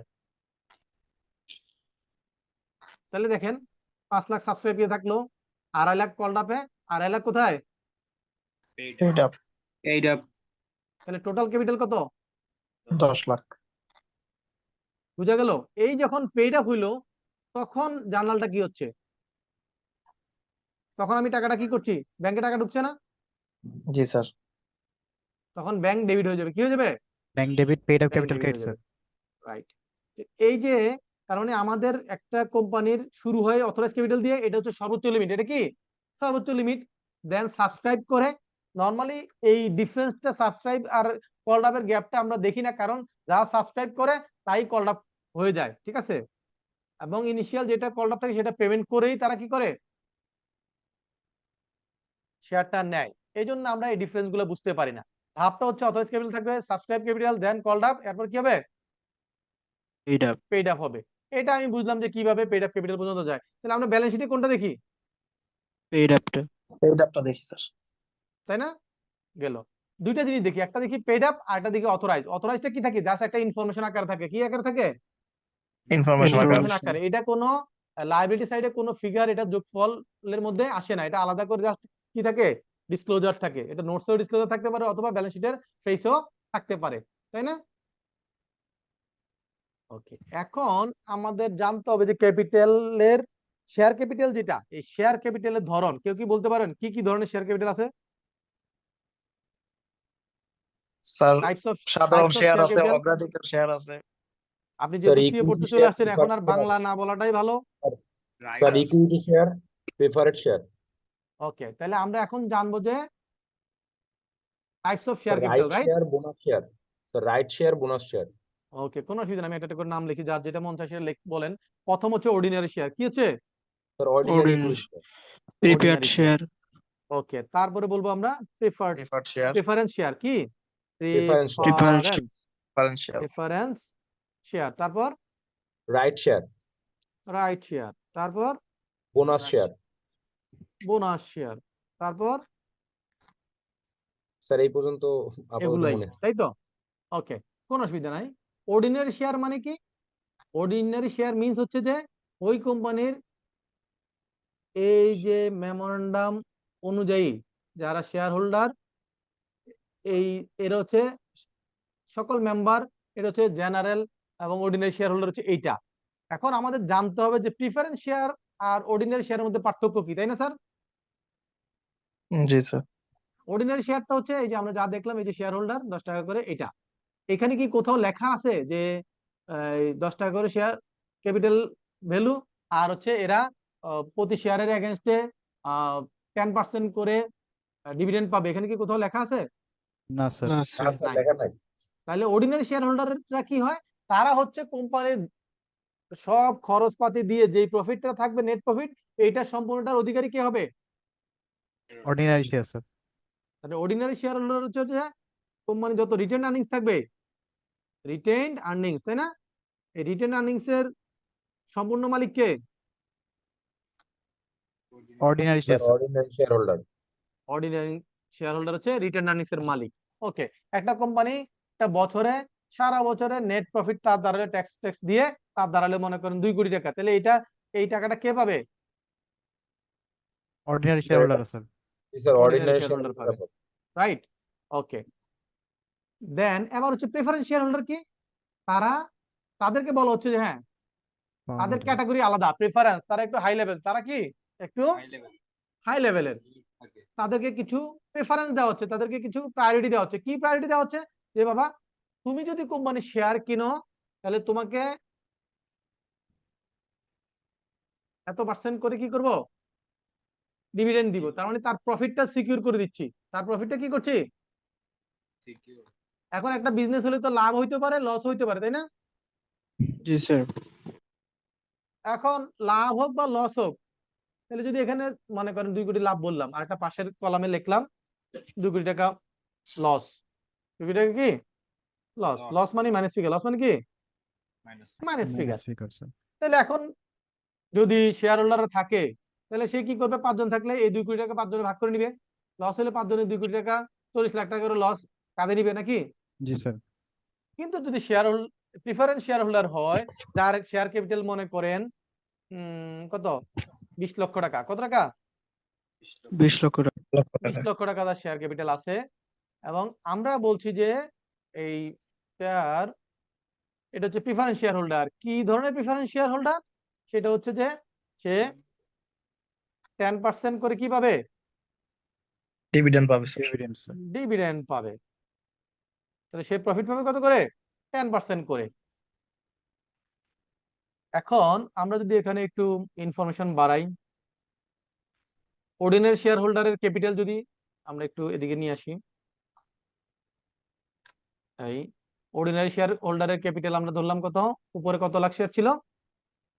5 লাখ। এটা একটু বাড়ায় আমি 50 লাখই ধরলাম। কত ধরলাম?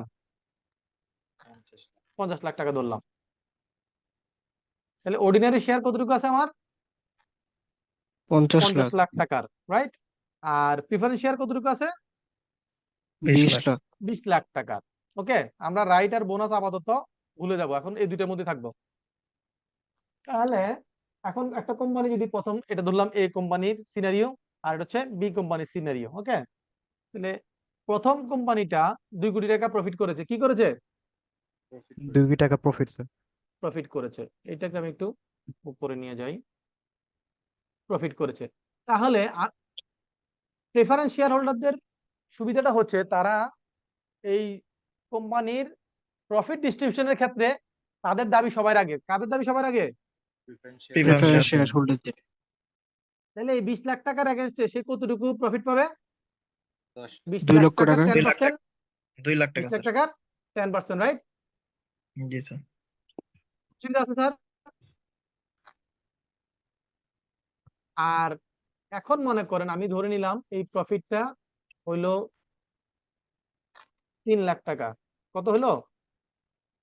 3 লাখ হয়েছে নাকি 3 হয় লাখ নাই? টাকা 3 লাখ হয়েছে টাকা। স্যার। তাহলে একটা কোম্পানি যদি 3 লাখ টাকা প্রফিট হয়, আর প্রথমে কাকে তাহলে ডিভিডেন্ড দিব আমরা? প্রেফারেন্স শেয়ার হোল্ডারদের তাহলে কত ডিভিডেন্ড দিব? তো 2 লক্ষ টাকা, তাহলে আর ব্যালেন্স রইলো কত? 1 লক্ষ টাকা। 1 লক্ষ টাকা। এই বাকি 1 লক্ষ টাকা কে পাবে? অর্ডিনারি শেয়ার হোল্ডারদের অর্ডিনারি সহ অন্যান্য অর্ডিনারি শেয়ার হোল্ডার। এখন দেখেন, যারা প্রিফারেন্স শেয়ার হোল্ডার তাদের মাত্র ক্যাপিটাল ছিল কত? 20 লাখ। সে ডিভিডেন্ড পাইলো 2 লক্ষ টাকা। আর যাদের ছিল 50 লক্ষ টাকা, তারা পাইলো কত? 1 1 লক্ষ টাকা তাহলে এখান থেকে কি বুঝলাম? একটা কোম্পানির প্রফিট কম হোক বা লস হোক, প্রিফারেন্স শেয়ার হোল্ডাররা তার কি পাবে? ডিভিডেন্ড পাবে। ডিভিডেন্ড পাবে। এখানেও সেম, লস হয়েছে, তারপরে তার ডিভিডেন্ড সে পাবে। তার ডিভিডেন্ড কি সে পাবে। পাবে? পাবে না, এটা কি কিছুই পাবে না, উল্টা আরো কি হবে, এই 2 কোটি টাকার লসের ভাগীদার হইতে হবে নাকি? জি স্যার।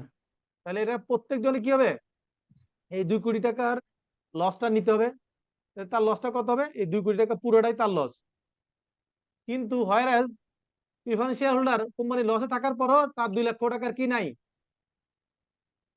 মাইন নাই, আছে লস নাই। একদম, তার এটা সিকিউরড। ওকে, জি স্যার। জি স্যার, তাহলে স্যার তো কোম্পানি যদি লসও করে তবুও তো তাদের যেভাবে পারে দেয়া লাগবে। আচ্ছা আমি একটু এত স্পেসিফিক একটু পরে যাচ্ছি, জাস্ট এখন বোঝানোর চেষ্টা করছি যে একটা কোম্পানির লাভ হোক লস হোক, এখন মনে করেন যদি 2 লক্ষ টাকা তার কি হইলো, ডিভিডেন্ড পাইলো নাকি, এটা আমরা একটা কালার করে রাখলাম, ব্লু কালার। এখন মনে করেন কোম্পানি 3 লক্ষ না, কোম্পানি 3 কোটি টাকা প্রফিট করছে। কত প্রফিট করছে? 3 কোটি। তাইলে এখন ওই সময় তো 3 লাখ করার কারণে এরা মাত্র ভাগে পাইছে 1 লাখ টাকা। এখন ভাগে দেখেন এরা কত পাইছে, 2 কোটি 98 লাখ টাকা। সে 3 কোটি টাকা প্রফিট হইলো, প্রিফারেন্স শেয়ার হোল্ডারের 2 লাখ টাকা, লস হইলো প্রিফারেন্স শেয়ার হোল্ডারের 2 লাখ টাকা, আর যদি 3 লাখ টাকা হয় তাও এই 2 লাখ টাকা। তার মানে কি প্রিফারেন্স শেয়ার হোল্ডার এটা ফিক্সড, রাইট?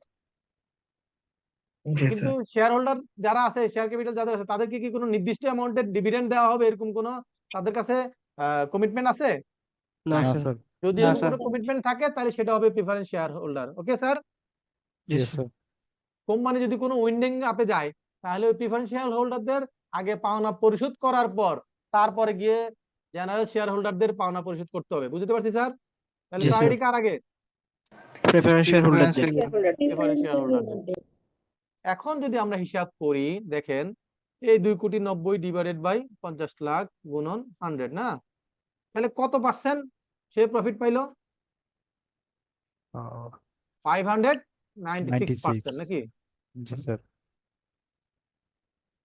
তাহলে তার 5 গুণ, 5 টাইমস সে কি করলো, প্রায় 6 টাইম সে বেনিফিট পাচ্ছে। আর এখানে পাচ্ছে কত মাত্র 10%, 10 লাখ টাকার 10%।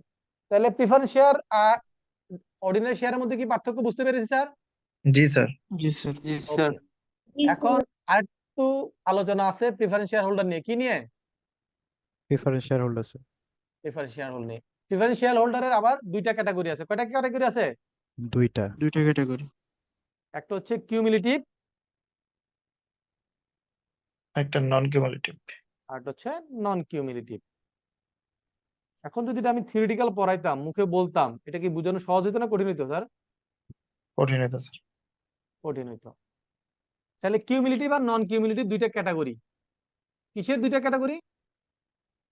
Preference share holder sir. Preference share holder. Preference share হোল্ডারের 2টা ক্যাটাগরি। কি ক্যাটাগরি? কিউমুলেটিভ, নন কিউমুলেটিভ।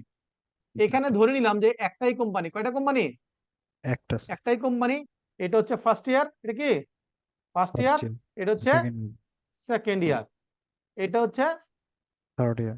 Third year. ওকে, এখন কিউমুলেটিভ আর নন কিউমুলেটিভ পার্থক্য আমরা কিভাবে বুঝবো? এইটা মনে করেন যা যা আছে আমি তা লিখলাম, কোনো অসুবিধা নাই, লিখলাম, লেখার দরকার লিখলাম, লেখার দরকার লিখলাম, পরে যা যা করার করবো, তাই না?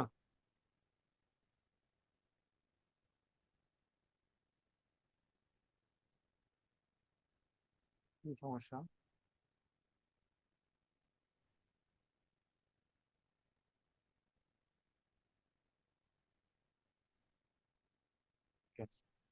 আচ্ছা, এবার কালার গুলো তুলে দেই।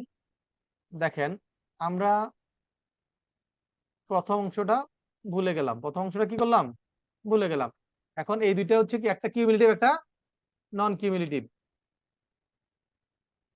এগুলো একটু ছোট করে দিলে হচ্ছে, একটু ছোট করে দিলে হচ্ছে। ওকে, ডান। এবার দেখেন যদি কিউমুলেটিভ হয়, এখন আমাদের প্রথম বছরে লাভ আছে না লস আছে স্যার?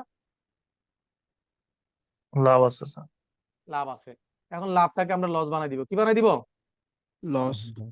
লস বানাই দিব। ওকে, লস বানাই দিব। এগুলোর আমার আপাতত হিসাব রাখবো না, যেহেতু শুধু এটা নিয়ে আলোচনা করবো ওইটা নিয়ে বলি। তাহলে কি করছি, তাহলে আমার লস ছিল প্রথম বছর, দ্বিতীয় বছরও লস, দ্বিতীয় বছরও লস, তৃতীয় বছরে এসে আমার লাভ হইলো। কি হইলো? লাভ হইলো। আমি তো প্রত্যেক বছর একই তো পাবো, 10 10 করে পাবো, লাভ যত বেশি হোক বা কম হোক, আমার কি ফিগার চেঞ্জ হবে? না স্যার। না নো স্যার। হবে। ওকে, পার্থক্যটা হচ্ছে যদি এটা নন কিউমুলেটিভ হয় তাহলে লস হলে এটা আর কি হবে না, ওই বছর যদি প্রফিট থাকে তাহলে পাবে, লস হলে পাবে না। লস হলে কি হবে না স্যার। পাবে না। তাহলে নন কিউমুলেটিভ হইলে আপনার এটা ওই বছরেরটা প্রফিট হয় নাই, তাহলে এইটা পরের বছরে গিয়ে এইটা প্রফিট হলে সেখান থেকে ভাগ পাবেন, এরকম সুযোগ নাই। মানে এটা কিউমুলেটিভ চলতে থাকবে না, আপনার আউটস্ট্যান্ডিংটা বাড়তে থাকবে না, যে বছরে প্রফিট হবে সে বছর পাবে। আর যদি কিউমুলেটিভ হয় তাহলে লস হোক আর যাই হোক প্রত্যেক বছরের টাকাটা জমতে থাকবে। এই যে দেখেন 3 বছরে কত জমছে, 6 লাখ টাকা স্যার। 6 লাখ টাকা। এই ফার্স্ট ইয়ারে তার জমবে 2 লাখ, পরের বছরে জমবে 2 লাখ। আর এই টোটাল পেমেন্টটা পাবে কখন? থার্ড ইয়ারে যখন প্রফিট হবে তখন একসাথে যত জমলো সবগুলো একসাথে পাবে। 3 বছরে কত জমলো? 6 লাখ স্যার। এই থার্ড ইয়ারে গিয়ে সে একসাথে 6 লাখ টাকা পাবে। বুঝতে পারছি স্যার? Yes sir. স্যার তাহলে কিউমুলেটিভ মিন্স আপনার যেই বছরে প্রফিট হয় না, ডিভিডেন্ড দিতে পারছেন না, সেই বছরে ডিভিডেন্ড আপনার জমা থাকবে, যেই বছর প্রফিট হবে তখন ডিস্ট্রিবিউট হবে। তখন কি হবে? ডিস্ট্রিবিউট হবে। তাহলে দেখেন যদি কিউমুলেটিভ হয় তাহলে প্রথম 2 বছর লস ছিল, ওই টাকা সহ তৃতীয় বছরে গিয়ে একসাথে 6 লক্ষ টাকা পাবে। আর যদি নন কিউমুলেটিভ হয় প্রথম 2 বছর লস ছিল, এই 2 বছরে পাবে না, তৃতীয় বছরে গিয়ে কত পাবে? শুধু 2 লাখ টাকা স্যার। 2 লাখ টাকা পাবে। তো দুইটার পার্থক্য কি বুঝতে পারছি স্যার? জি স্যার। জি sir. Cumulative non cumulative, that means cumulative মানে এটা জমতে থাকবে, যে বছর প্রফিট হবে একসাথে বিগত সব বছরের ডিভিডেন্ড একসাথে সে নিতে পারবে। কিন্তু নন কিউমুলেটিভ যদি হয়, ওই প্রফিট না হইলে ওইটা ওই বছরই কি শেষ, ওইটা এক্সপায়ার হয়ে যাবে, এটা আর সামনে ক্যারি ফরওয়ার্ড হবে না। এটুকু বুঝতে তো কোনো অসুবিধা নাই স্যার? না স্যার। ওকে, এখন আমরা যাব হচ্ছে কোথায়? অর্ডিনারি শেয়ার ক্যাপিটাল আমার কত ছিল? 50 লাখ ছিল না? 50 লাখ ছিল, শূন্যটা কমাই দিলাম, থাকলো। এই 50 লাখ আমার অর্ডিনারি শেয়ার ছিল। এটাকে যদি আমরা ডিস্ট্রিবিউশন এরকম করি, এটা হচ্ছে সমান 5 লাখ গুণন 10, তাহলে 50 লাখ নাকি? তাহলে 5 লাখ শেয়ার 10 টাকা করে 50 লক্ষ টাকা। এই তো স্যার। তাহলে নাম্বার অফ শেয়ার কত? 5 লাখ। 5 লাখ এখন শেয়ার এটাকে স্যার। যদি আমরা এরকম করি, mister A B C D করি, এ বি সি, কি আসতেছে, B C D D and E. Okay, 5 জন। কয়জন? 5 জন হচ্ছে শেয়ার হোল্ডার। এবং সবাই যদি আমরা ধরি যে নাম্বার অফ শেয়ার কি, নাম্বার অফ স্যার 4টা আসছে। 4টা আছে। সি আবার কোথায় গায়েব হয়ে গেল? কিউমুলেটিভের জন্য ঝামেলা করছে, বলতো না। এখন আসছে, ঠিক আছে? জি স্যার। ওকে, এখন আমরা ধরে নিলাম যে ইনারা, এর হচ্ছে 1 লাখ শেয়ার, এর হচ্ছে 2 লাখ শেয়ার, এর হচ্ছে 50,000, এর হচ্ছে 50,000, এর হচ্ছে 1 লাখ। ওকে,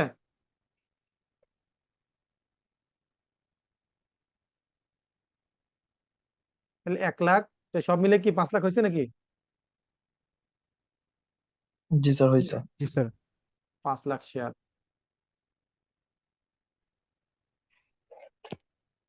ওকে, তাহলে এখন আসেন, এটা হলো নাম্বার অফ শেয়ার। এটা কি নাম্বার অফ শেয়ার। শেয়ার।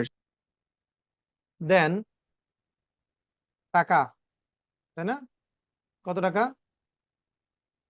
এটা একটু টাকার জায়গায় আগে লিখবো যে টাকা পার শেয়ার, নাকি টাকা পার শেয়ার।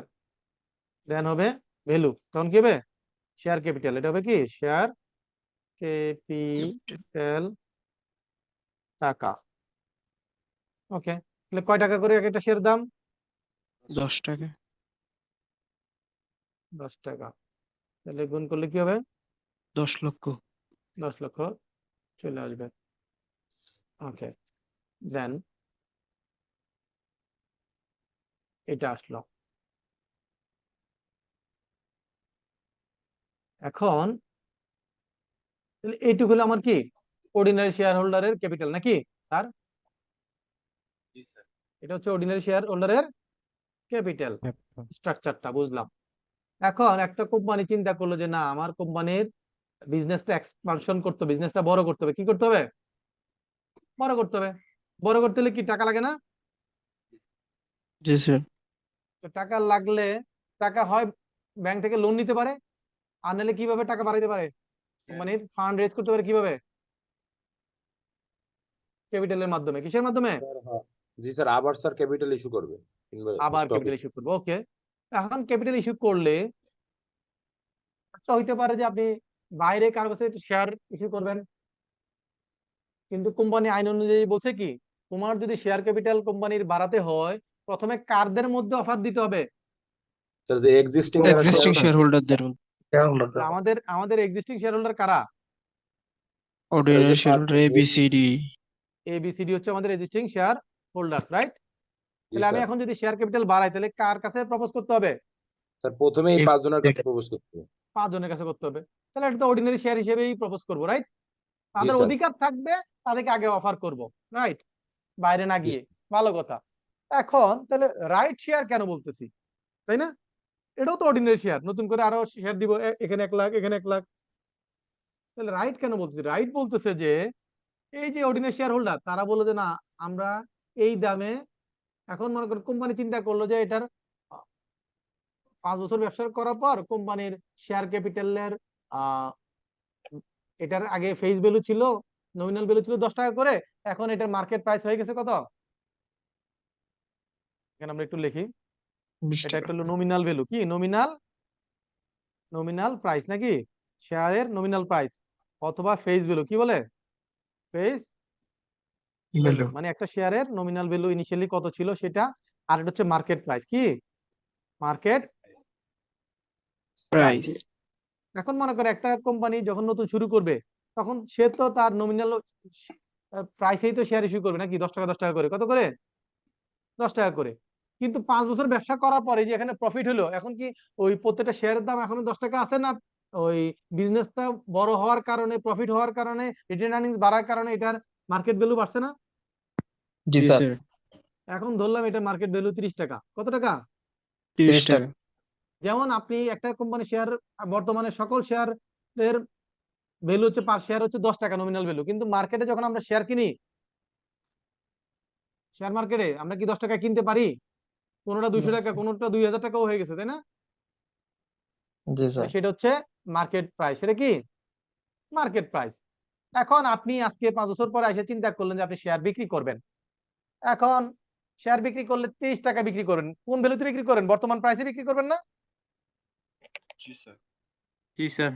তাহলে বিক্রি করবেন 30 টাকায়। এখন শেয়ার হোল্ডার যারা আছে এক্সিস্টিং, তারা বলে যে না, এই 30 টাকা করে যদি হয় এটা আমাদের জন্য বেশি লোড হয়ে যায়, এত টাকা দিয়ে আমরা কিনবো না। তাহলে আমরা এক্সিস্টিং শেয়ার হোল্ডার হিসেবে আমাদের বেনিফিটটা কি? আমরা 5 বছর ধরে ব্যবসার সাথে আছি, তো বলে যে ঠিক আছে, সেই সবাই মিলে সিদ্ধান্ত নিল যে না ঠিক আছে, তাহলে আমরা শেয়ার বাইরে বিক্রি করলে তো 30 টাকা করতাম, তাহলে আমাদের যারা ইন হাউস শেয়ার হোল্ডার আছেন, এক্সিস্টিং শেয়ার হোল্ডার আছেন, তাদের কাছে বিক্রি করব। তারা এটা 30 টাকার জায়গায় 20 টাকা কিনতে পারবে। কয় টাকা কিনতে পারবে? 20 টাকা। কেন 20 টাকা কিনতে পারতেছে? কারণ সে এক্সিস্টিং শেয়ার হোল্ডার, তার রাইট আছে, এটা রাইট শেয়ার হিসেবে ইস্যু করছি, এজন্য তাকে মার্কেট প্রাইস থেকে কমে বিক্রি করতেছি। কি বুঝতে পারছি স্যার? জি স্যার স্যার। কোম্পানি কি কমায় বিক্রি করবে এভাবে? কোম্পানির তো ক্যাপিটাল তাহলে লস হচ্ছে না এখানে? এরে বাবা, কথা শোনো, খালি মুখস্থ ফুটো মারলে তবে না, বুদ্ধি তো কিছু থাকা লাগবে। কোম্পানির 5 জন আমরা শেয়ার হোল্ডার, কিন্তু কোম্পানি বলতে কোম্পানির এই লাভ লস যা হয় দিন শেষে এটার বেনিফিট কে পাবে? এই 5 জনই তো পাবো নাকি? জি স্যার, এক্সিস্টিং শেয়ার হোল্ডাররাই তো পাবে স্যার, এই এক্সিস্টিং 5 শেয়ার জনে হোল্ডাররা। যদি বলি যে না, আমরা এটা 30 টাকা না কিনে 20 টাকা কিনি, জি স্যার। তো যে ভদ্রলোক কোশ্চেন করছে সে কি বুঝতে পেরেছে আমার কথাটা? জি স্যার। জি স্যার। ওকে, এখন মনে করেন এই 5 জনকে আমরা অফার দিলাম যে বর্তমান শেয়ার যার যতটুকু শেয়ার আছে, বর্তমান যার যতটুকু শেয়ার আছে সে সেই শেয়ারের এগেনস্টে 1:5 শেয়ার কিনতে পারবে। কি করতে পারবে? 1:5 শেয়ার কিনতে পারবে। তার মানে একটার এগেনস্টে কটা কিনতে পারবে? 5টা স্যার। একটার এগেনস্টে 5টা পাবে। এখন একটার এগেনস্টে 5টা পাবে বললাম। এখন 5 জনের মধ্যে একজন বলল যে লাস্টে যেই আছে সে বলল যে না আমার তো এত টাকা নাই, আমার কি ফান্ড সংকট আছে, আমি কিনতে পারবো না। তাহলে কারা কিনবে? উপরে বাকি 4 জন 7 জন। কিনবে। 4 জন। বাকি 4 জন কতটুকু শেয়ার পাবে? এইটা গুণন 5 নাকি 5 গুণ শেয়ার পাবে, তাই না? সে 5 লাখ, যার যা আছে সে একটার এগেনস্টে 5টা পাবে। তাহলে এই লাস্টেরটা বাদ দিয়ে, কোনটা বাদ দিয়ে? লাস্টেরটা বাদ দিয়ে। তাহলে এই 20 লাখ শেয়ার, যার যার শেয়ার অনুপাতে যতটুকু, যার 1 লাখ শেয়ার সে 5 লাখ পাবে, যার 150,000 শেয়ার সে 1.5 লাখ পাবে, 5 গুণ পাবে অনুপাতিক হারে। ওকে, এটাকে বলে রাইট শেয়ার। ওকে, তাহলে রাইট শেয়ারের সুবিধাটা কি? সুবিধাটা হচ্ছে তার এক্সিস্টিং শেয়ার যা আছে সেইটার কোয়ান্টামে সে আনুপাতিক হারে পাবে এবং মার্কেট প্রাইসের থেকে কমে পাবে। বুঝতে পারছি কিনা স্যার? জি স্যার। ওকে, জি স্যার, বুঝতে পারছি। দেন এই যে আরেকজন নিল না, সে নিলে কতটুকু নিতে পারতো? 5 লাখ শেয়ার নিতে পারতো না সে? জি স্যার। এখন কোম্পানি যদি বলে না আমার তো আরো 5 লাখ শেয়ারের এই টাকাটা আমার লাগবে ব্যবসা করার জন্য, তাহলে ওই বাকি যে 4 জন আছে তারা নিজেদের মধ্যে যদি এগ্রি করে নিয়ে নিতে পারে, অথবা যদি বলে না আমরা আর কেউ নিব না, মিস্টার এ বললো যে ঠিক আছে তাহলে বাকিগুলো আমি নিয়ে নিবো, বাকিগুলো আমি কি করব? নিয়ে নিব। তাহলে সে এটা নিয়ে নিতে পারবে, রাইট? সে নিয়ে নিল। বুঝতে পারছি কিনা স্যার? তাহলে স্যার 4 জনে নিতে চাইলে আবার আনুপাতিক হারে হবে বন্টনটা। হ্যাঁ, আর যদি বলে যে অন্যরা বলে যে না নিব না, তাহলে সে যে নিবে সে নিবে। আর যদি 4 জনের মধ্যে কেউ নিতে না চায় তখন বাইরে দেওয়া যাবে। আউটসাইড যখন আউটসাইড যাবে, আউটসাইডে তো আর এই 20 টাকা পাবে না, পাবে কত 30 টাকায়? টাকা 30 30 টাকা। টাকায় বা 25 টাকায়, যেটা এগ্রিড প্রাইসে, কিন্তু কমে পাবে না, তাই না? তাহলে রাইট শেয়ার হোল্ডার যারা, তারা একটা বেনিফিট পাবে, তারা মার্কেট প্রাইস থেকে কমে শেয়ার কিনতে পারে এবং তাদের এক্সিস্টিং যে শেয়ার আছে সেইটার অনুপাতে শেয়ার কিনতে পারে। বুঝতে পারছি স্যার? জি স্যার। ওকে, এখন আরেকটা হলো বোনাস শেয়ার। আরেকটা কি? Bonus share. Bonus share. Right share হলে কি হচ্ছে, আমি শেয়ার বিক্রি করলাম, সবাই টাকা দিল, তাহলে কোম্পানিতে টাকাটা ঢুকলো, রাইট? জি স্যার। আচ্ছা, তো বোনাস শেয়ার কোত্থেকে আসতেছে? বোনাস শেয়ার আসতেছে যে আমরা প্রত্যেক বছর প্রফিট থেকে ডিভিডেন্ড দেই না স্যার? জি স্যার। ডিভিডেন্ড দেই। তো ডিভিডেন্ড মনে করেন চিন্তা করলেন যে ডিভিডেন্ড 10% দিব। কি দিব? 10%। 10% দিব। তাহলে এই কত 50 লাখ টাকার শেয়ারের এগেইনস্টে যদি আমি কি করি, ডিভিডেন্ড দেই, তাহলে কত টাকা ডিভিডেন্ড দিতে হবে? 5 লাখ। 5 লাখ টাকা ডিভিডেন্ড দিতে, রাইট?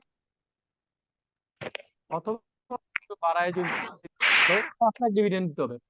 এখন কোম্পানি চিন্তা করলো, কোম্পানির এখন মৌসুম, টাকা দরকার, কোম্পানি যদি ডিভিডেন্ড দিয়ে দেয় তাহলে কোম্পানি থেকে টাকাটা চলে যাবে না?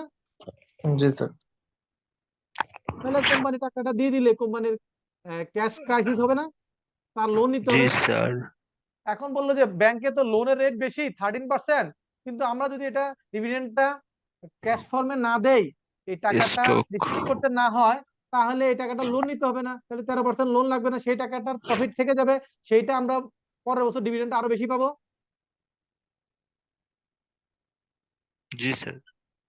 সেই ক্ষেত্রে তখন কি করবে? তখন ওই ক্যাশ ডিভিডেন্ড না দিয়ে এটাকে বলবো টাকা যদি দেয় তাহলে সেটাকে বলবো ক্যাশ ডিভিডেন্ড। সেটাকে কি বলবো? Cash dividend. টাকা পে করলে, ডিভিডেন্ড হিসেবে টাকা পে করলে সেটাকে বলে ক্যাশ ডিভিডেন্ড। আর যদি ডিভিডেন্ড হিসেবে টাকা পে না করে চিন্তা করলাম যে আমি টাকা দিলে তো টাকাটা চলে গেল, টাকা না দিয়ে তাকে শেয়ার দিয়ে দেই, তাহলে আমার এক একটা শেয়ারের দাম কত? 10 টাকা। তাহলে আমি তাকে কি করলাম? Stock dividend. এই 5 জনকে 50,000 শেয়ার দিয়ে দিলাম, তখন এই ডিভিডেন্ডটা হলো স্টক ডিভিডেন্ড। সেটা কি? Stock dividend. Stock dividend. এই স্টক ডিভিডেন্ড, এই স্টক ডিভিডেন্ডের অপর নাম হচ্ছে বোনাস ডিভিডেন্ড। বোনাস শেয়ার কি? Bonus share. Bonus share. এই বোনাস শেয়ার মানে কি? ওই যে ডিভিডেন্ডটা না দিয়ে তাকে শেয়ার দিলাম, সে বোনাস হিসেবে শেয়ারটা পাচ্ছে। কি হিসেবে পাচ্ছে? বোনাস হিসেবে। কেন? ওই প্রফিটটাকে ডিস্ট্রিবিউট করে নেয় এই জন্য। তাহলে বুঝা গেল স্যার ঘটনাটা? জি স্যার। তাহলে আমাদের কোম্পানি যদি ডিভিডেন্ড পে করতে গিয়ে তার ক্যাশ ক্রাইসিস থাকে অথবা বিজনেস অপরচুনিটি থাকে, তাহলে সেই ক্ষেত্রে সে ক্যাশ ডিভিডেন্ড না দিয়ে বলতে পারে যে না আমরা তোমাদেরকে ক্যাশ না দিয়ে শেয়ার দিব। শেয়ারটাকে বলে স্টক ডিভিডেন্ড অথবা বোনাস শেয়ার। বুঝতে পারছি স্যার? জি স্যার। স্যার এটা কি যখন দেওয়া হয় সকলকে ক্যাশ ডিভিডেন্ড দেওয়া হয়, নাকি কাউকে ক্যাশ ডিভিডেন্ড কাউকে স্টক ডিভিডেন্ড এভাবে দেওয়া হয়ে থাকে? এটা হলো কোম্পানি সিদ্ধান্ত নিতে পারে যে হ্যাঁ আমি 20% ডিভিডেন্ড দেওয়ার প্ল্যান হয়েছে, আমি তাহলে 10% ডিভিডেন্ড দিব, ক্যাশ ডিভিডেন্ড দিব, আর 10% বোনাস শেয়ার দিয়ে দিব। ও আচ্ছা। অথবা আমি পুরোটাই বোনাস শেয়ার দিব, অথবা আমি পুরোটাই ক্যাশ ডিভিডেন্ড দিব। এটা কোম্পানি যেভাবে সিদ্ধান্ত নেয়। কোন শেয়ার কিন্তু হোল্ডার এটা যদি দ্বিমত পোষণ করে যে সে নিবে না, স্টক ডিভিডেন্ড নিবে না, ক্যাশ নিবে? এটা শেয়ার হোল্ডারের কোনো অপশন নাই তো। এটা ওই ম্যাক্সিমাম শেয়ার হোল্ডার যেটা সিদ্ধান্ত নিবে সেটাই, এটা তার নেওয়া না নেওয়ার কিছু নাই। জি স্যার। এটা ওই শেয়ার হোল্ডারদের কোরাম অনুযায়ী সিদ্ধান্ত যেটা হবে সেটা, ভোট অনুযায়ী। সবাইরে এগ্রি হইতে নট নেসেসারি। এটা হলো ওই যে কোরাম আছে সেই কোরাম, ওই আমরা 6 জনের মধ্যে কজন দেখছিলাম? 3 জন, 4 জন। 4 জি জন। স্যার। ওই 4 জন যদি এগ্রি করে তাহলে ওইটাই অ্যাপ্রুভ হবে। কিন্তু ওই কারো জন্য স্টক, কারো জন্য ক্যাশ এরকম হবে না। সবার জন্য একই পলিসি, সবার জন্য একই পলিসি। জি স্যার। তাহলে আমরা কি এই শেয়ার ক্যাপিটালের ধরনটা আমাদের মোটামুটি সবার মাথায় ক্লিয়ার হয়েছে তো নাকি? জি স্যার, জি ক্লিয়ার স্যার। স্যার। জি স্যার, ক্লিয়ার। স্যার কুমুলেটিভ নন কুমুলেটিভ ওখানে আমার একটা কোশ্চেন ছিল। হ্যাঁ, একটা কোশ্চেন কেন থাকবে স্যার? আমি তো সব বুঝাই দিছি, আবার কোশ্চেন থাকবে কেন? হ্যাঁ স্যার, তাও থাকে আমার। তাহলে তো বিপদ। যদি আপনার তাও থাকে এত বোঝানোর পর, তাহলে তো আপনার বিপদ, আরো সিরিয়াস হইতে হবে আপনাকে। হ্যাঁ বলেন। স্যার ওই পার্টটা একটু বের করেন আপনার স্লাইডে।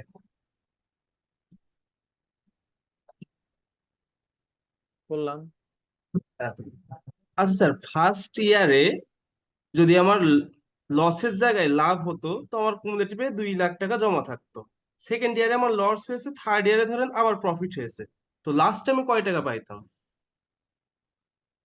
আপনার বাড়ি কি নোয়াখালী না বরিশাল না চাঁদপুর, কোথায়? না কুমিল্লা? বলেন তো। যশোর স্যার। এত কঠিন কোশ্চেন যশোর লোক তো করার কথা না। হ্যাঁ, যশোর লোক এত কঠিন কোশ্চেন করলো। আচ্ছা দেখেন, প্রথম বছর যদি তার প্রফিট হইতো তাহলে সে কি পাইতো? 2 লাখ টাকা পাইতো। কি পাইতো? 2 লাখ। 2 লাখ টাকা পাইতো। তো 2 লাখ টাকা তো তাকে ডিস্ট্রিবিউট করে দিত। পরের বছর জি হইতো স্যার, না, সেই তাহলে সে সময় টোটাল করে পাইতো দিত, কত? তাই তো স্যার? সে 4 পরের লাখ বছর টাকা স্যার পাইতো কত? টোটাল। 4 লাখ। কিউমুলেটিভ তো থাকতো না, এটা তো যে বছর প্রফিট হয়েছে সে পেয়ে গেছে, তাহলে তার কিউমুলেটিভ প্রশ্ন নাই, সেটা তো ডিস্ট্রিবিউট হয়ে গেছে। পরের বছর লস হচ্ছে এইটা না, পরের বছরে কিউমুলেশনের ব্যাপার আছে, কিন্তু যেটা যে বছর প্রফিট ওই বছর তো প্রফিট থেকে তাকে দিয়ে দিয়েছে, তাহলে তার এটা কিউমুলেশনের ব্যাপার নাই। কি বুঝতে পারছি স্যার? ও জি স্যার। লস হলে না, লস হয়েছে টাকা দিতে পারতেছে না, বলছে যে কোম্পানি লস হলে লসের থেকে ডিস্ট্রিবিউট করা, প্রফিট ডিস্ট্রিবিউট করা যাবে না কোম্পানি আইনে, সেই জন্য ডিস্ট্রিবিউট করতে পারে না, নইলে তো টাকা দিয়ে দিত, এই আর জন্য স্যার এটা এই যে জমাইতে হবে। কুমুলেটিভের প্রফিট মানে কুমুলেটিভের যে ডিভিডেন্ড গুলা, এটাকে আমি চাইলে বছরের দিন বছরেরটা বছরে তুলে নিতে পারবো, নাকি আমার 3 বছর পরে গিয়ে তুলতে হবে? বুঝি নাই। কুমুলেটিভে যে প্রফিট গুলা হচ্ছে স্যার, ধরেন ফার্স্ট ইয়ারে 2 লাখ, পরের ইয়ারে 2 লাখ, থার্ড ইয়ারে আবার বুদ্ধি 2 এত লাখ। কম কেন? বুদ্ধি এত কম কেন? সব কিন্তু আনসার আমি বলে দিই, আপনি অর্ধেক শুনে অর্ধেক শুনেন না। আমি বলছি যে ফার্স্ট ইয়ারে প্রফিট হয়েছে, এটা তো তাকে ডিস্ট্রিবিউট করে দিয়েছে, এই জন্য আর কিউমুলেটিভ যাবে না, এটা ওইখানেই শেষ। এই বছর লস হয়েছে দেখেন, এটা কিউমুলেশনে পরের বছরে টানতে হচ্ছে। বুঝতে পারছি কি না? জি জি স্যার। স্যার। হ্যাঁ। আর স্যার কোম্পানি স্যার ডিভিডেন্ডটা কখন দেয় এটা বুঝি কিনা, এটাও একটা জানা বিষয়। ফার্স্ট ইয়ার মনে করেন তার ইয়ার এন্ড হইলো ডিসেম্বরে, কবে? ডিসেম্বর।